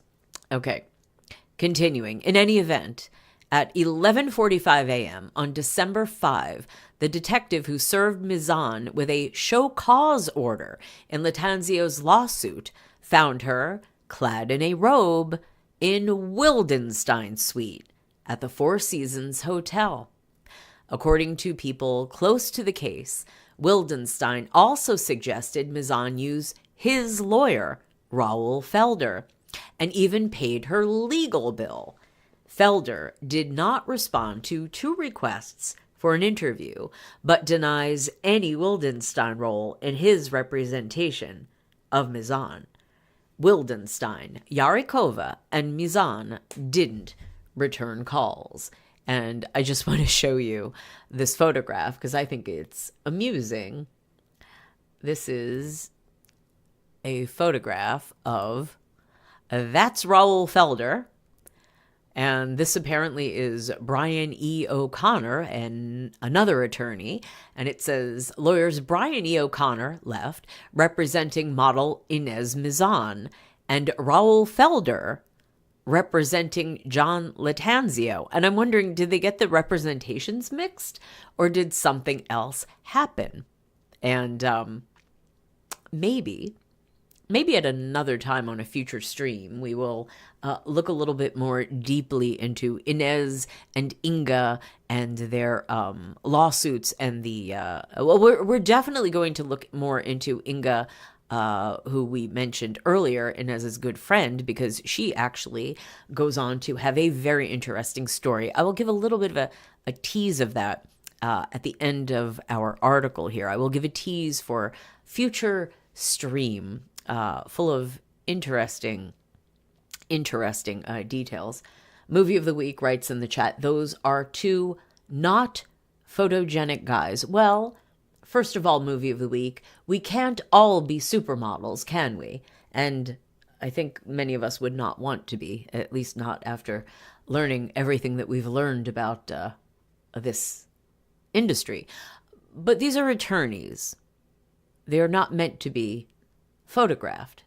They are meant to be paid and paid big money, especially Raoul Felder. He was a huge attorney. His clients, for anyone who isn't familiar, because, he is still alive. Is he still practicing? Raoul Felder. Let's see. Is he still practicing? Possibly not. He is rather old. Okay. Represented clients such as Mayor Rudy Giuliani, Robin Givens, the actress and former wife of heavyweight champion Mike Tyson, who we talked about a little bit before because of the Mike Tyson hair. That was on our last stream. Let's see. Riddick Bowe. The former Mrs. Patrick Ewing, the former Mrs. Carl Sagan, the former Mrs. Martin Scorsese, the former Mrs. Tom Clancy. Oh, Tom Clancy. Well, anyway, another story for off air. But yeah, Raoul Felder, very, very famous attorney. And yes, still alive. But I'm not sure. I guess maybe he's retired from practice. Look at that. He wrote 3 books with Jackie Mason, the late comedian Jackie Mason, who died in 2021. I did not either know or remember that, but okay. So Raoul Felder, yes, very, very prominent attorney, divorce attorney. And I just thought that photo was so cheesy. And yes, the reason why I showed this photo is who poses for this awkward handshake? This is awkward, right? Like Felder's thrilled to be getting publicity. He loved the press and, you know, it served him well. But this guy, he's just like, look at that. Look at that smile. That's not even a smile. It's like, oh, you caught me. It's almost a grimace. But anyway, I thought that was a funny photo that they just resolved this ridiculous lawsuit between this Russian model and the rich simp that just could not quit her, as it were. Okay, back to the article. We are wrapping this one up in a little bit. So, okay, Raoul Felder. Felder wasn't Mizan's first lawyer. Someone who knows Michael Bush, remember him, he was an attorney that Mizan had, a friendship with, says that after her engagement, Bush and Mizan discussed whether she could get a prenuptial agreement from Lattanzio.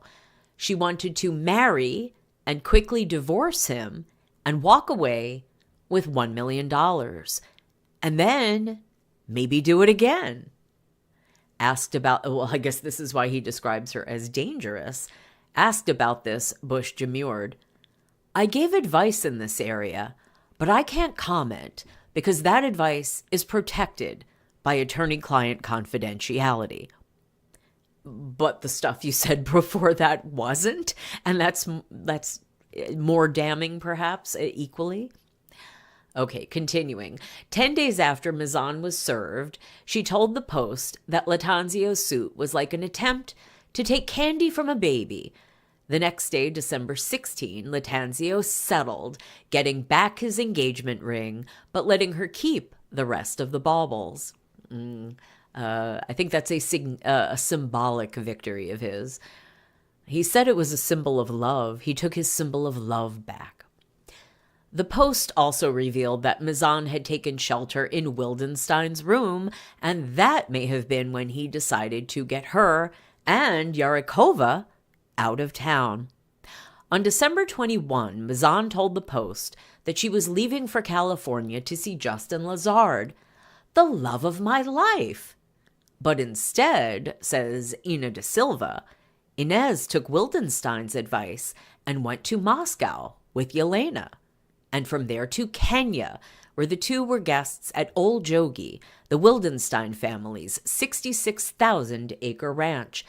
Also present were Wildenstein, his son, Alec Jr., that's Jocelyne's son, Alec's girlfriend, a model named Rubria, and photographer Wayne Mazer. Remember, we met him in the article that we read at the beginning of the stream. Mizan would later have a fling with Mazer before hooking up with her present beau, restaurateur Cameron Alborzian. And just to flesh out our reading of this article, so this is Wayne Mazer. This is, I guess, a relatively recent photograph. Obviously, he would have looked younger 27-ish years ago. And Cameron Alborzian was, well, here are many photographs of him, some more current than others. I guess this was him back in the day. I can't say I recognize his name or his face, but he has credits. There was like look at that photo. Gee willikers. Are they wearing lipstick? I mean, all of them. Well, anyway, he did, I saw a Guess ad that he was in and something else. So yeah, he was definitely, look at again, the lips. Anyway. And now, I guess he's a yogi and a model. It's giving me Eric Nice vibes. If you have been following our series on the Norwegian royal family scandals, if you caught the part about Shaman Durek and Eric and the spiciness scandal, I guess I should say, which we're going to catch up with in just a day or two. We're going to get back to the Norwegian royal family and their scandals. We've got some updates, so that'll be coming soon. So, okay, back to our article. The Kenya sojourn was anything but sweet. A witness says Yarikova was constantly complaining about the food. Wildenstein flew in a chef from Nobu to placate her, and about Wildenstein's Gulf Stream, which she declared shabby and old. Then Wildenstein and his son had a fight. Inez was flirting with Junior, says the witness, and Rubria got angry. The two Wildensteins had words and some sort of physical altercation. Boys, a father and son should not let the hose get between them. That's just wrong. Later that night, Junior didn't come to dinner. Strange as it sounds, Alec Sr. seemed to be trying to protect his son from the Ultra-Natasha, which is kind of ridiculous because if you've been following our story, you would know that Alec Sr. himself was raised by his father, Daniel, to patronize ladies of the evening, and that Alec Sr. certainly had no trouble sharing that same thing with his son, Alec Jr. So why he would be particularly upset about this is a little confusing to me, but then again, a lot of this is rather confusing to me. I mean, I guess on one level I understand, but ultimately I do not. And if you do, feel free to explain it to me.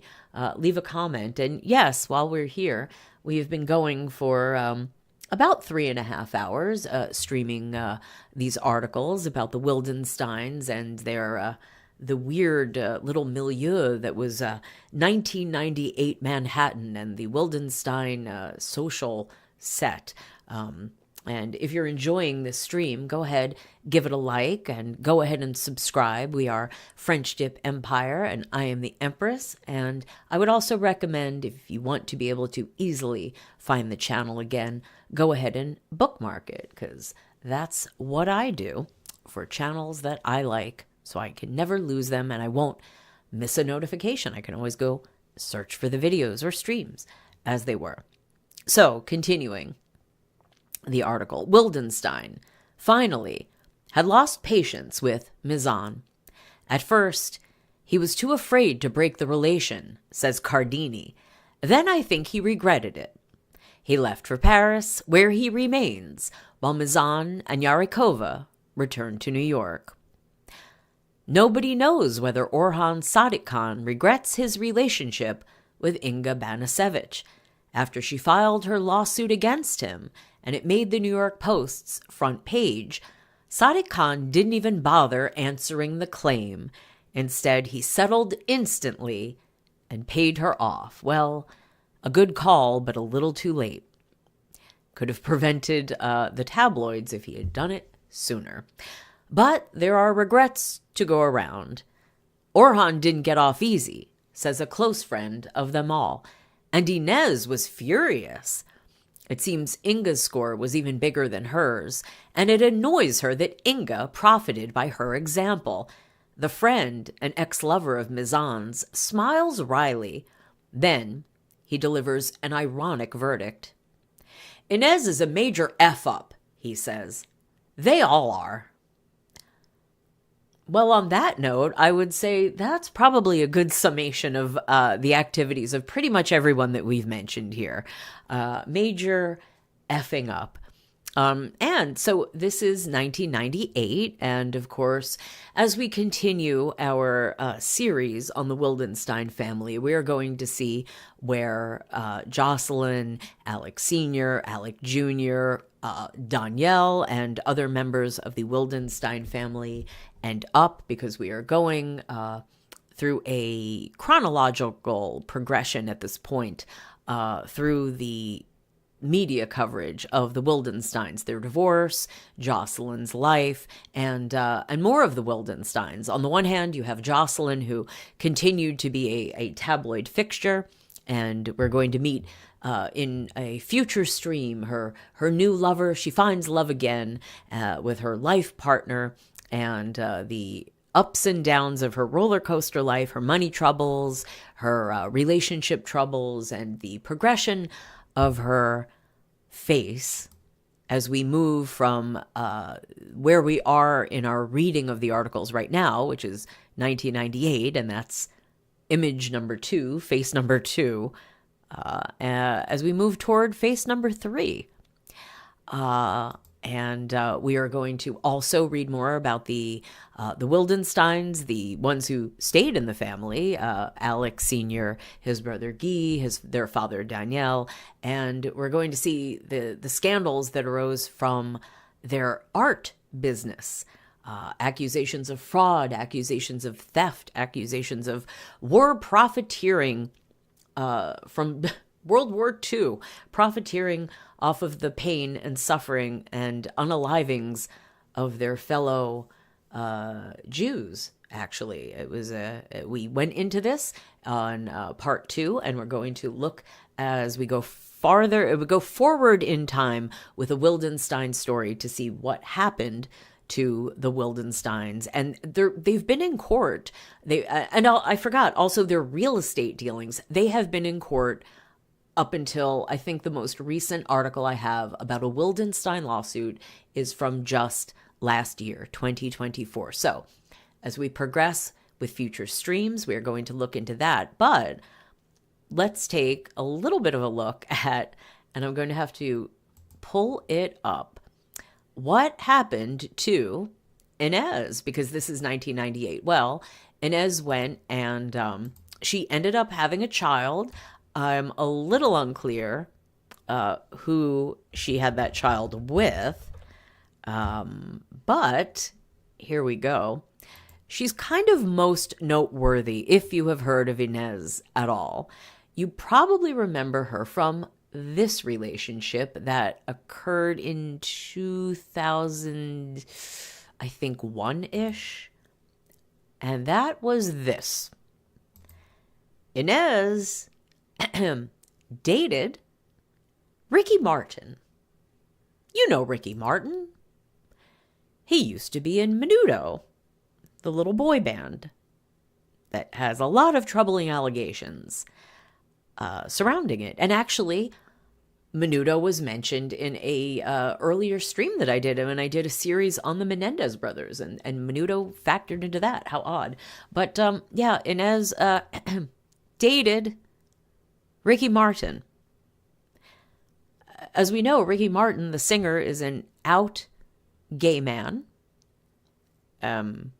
He has public relationships with gentlemen. And so this would have not been an actual, relationship. But I'm sure, as she was used to being, I'm sure Inez was paid handsomely for her company. So there you go. Ricky claims he was in love with the women he dated. Well, what kind of love? There are many kinds of love, and some are platonic. So I guess that could have been true. So there you go. Inez would end up dating Ricky Martin. And perhaps on a future stream, movie of the week in the chat. So I guess she beards too. Hey, you picked up on it. Well, I suppose we could look here. I don't want to go too more into this right now, but let's see. 6 degrees of separation. Who dated who? This is who'sdatedwho.com, a fun website. All they have on here is Ricky Martin and Imre Pak. They don't even have Alec Wildenstein or any of those other people that we mentioned Inez being connected to. So not a comprehensive list of her friends, admirers, and paramours. But anyway, so Inez is now 60. And possibly single, but I'd guess... well, a lady like that doesn't want to stay single for too long, I imagine. And another little, where are they now? And this is, I'm going to go over here so I can pull something up really quickly. So definitely on a future stream, we are going to check out whatever happened to Inga now. Inga, as we mentioned, who had sued Mr. Sadiq Khan. Here we go. I am trying to find just the right... this is it. This is perfect. The right link to pull up. You might want to know where did Inga end up? And Inga indeed not only made out like a bandit with her lawsuit against... Sadiq Khan, but she really, really took the trophy when it comes to, I guess, men, husbands. Let me make this a little wider on my screen so that the image will show. And yeah, we're definitely going to go do a future stream on whatever happened to Inga, because Inga not only married incredibly well, but she has a big, I guess, social... she's very social, has a lot of connections. And it was very interesting that when I did a search for her maiden name, I came up with a Daily Mail article from not that long ago. And she appears... I know I'm teasing, but I have to tease a little bit because it was just so interesting. She appears in photographs, paparazzi photographs on the street, walking. Apparently, it appears to be her. She is not credited in the photographs, but she's walking arm in arm on the streets of New York City with someone who is incredibly famous, a very famous Russian lady. And so someone in the comments section wrote, is that Inga Basevich, whatever it was, Basevich, if I'm remembering her surname correctly, which I think I'm not. But anyway, is this Inga and her maiden surname? And no one responded, but the commenter responded to herself saying, well, you can red arrow me, you can downvote me, but if you understand, if you know who she is, you can understand why I'm asking the question.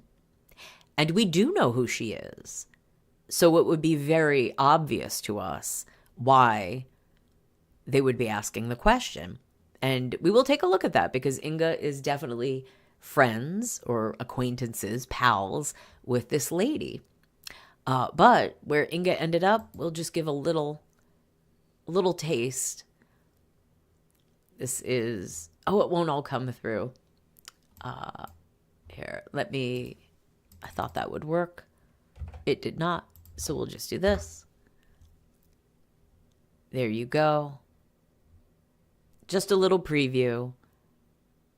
Inga's doing, if you're familiar with the city, New York City, you might even recognize some building in the back.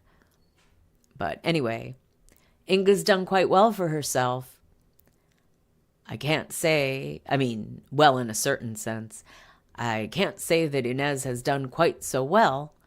But anyway, if this article looks interesting to you, we will take a look at it on a future stream when we take a look at Inga. Oh, and look at who it was written by. Someone we're going to be looking at very, very soon on Friendship Empire. But right now, I think we are going to wrap this up. It has been almost 4 hours, and we have covered a lot of territory. If you have stayed with us, thank you.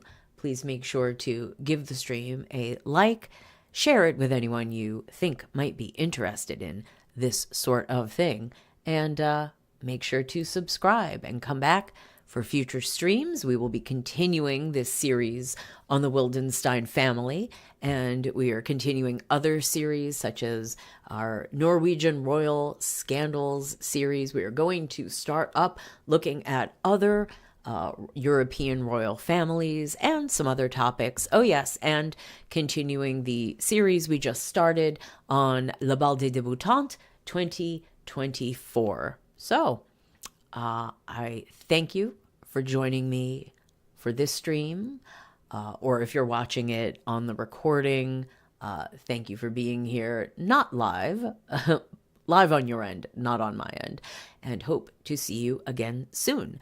This is Friendship Empire. I am the Empress. Have a good day, and I'll see you next time. Bye.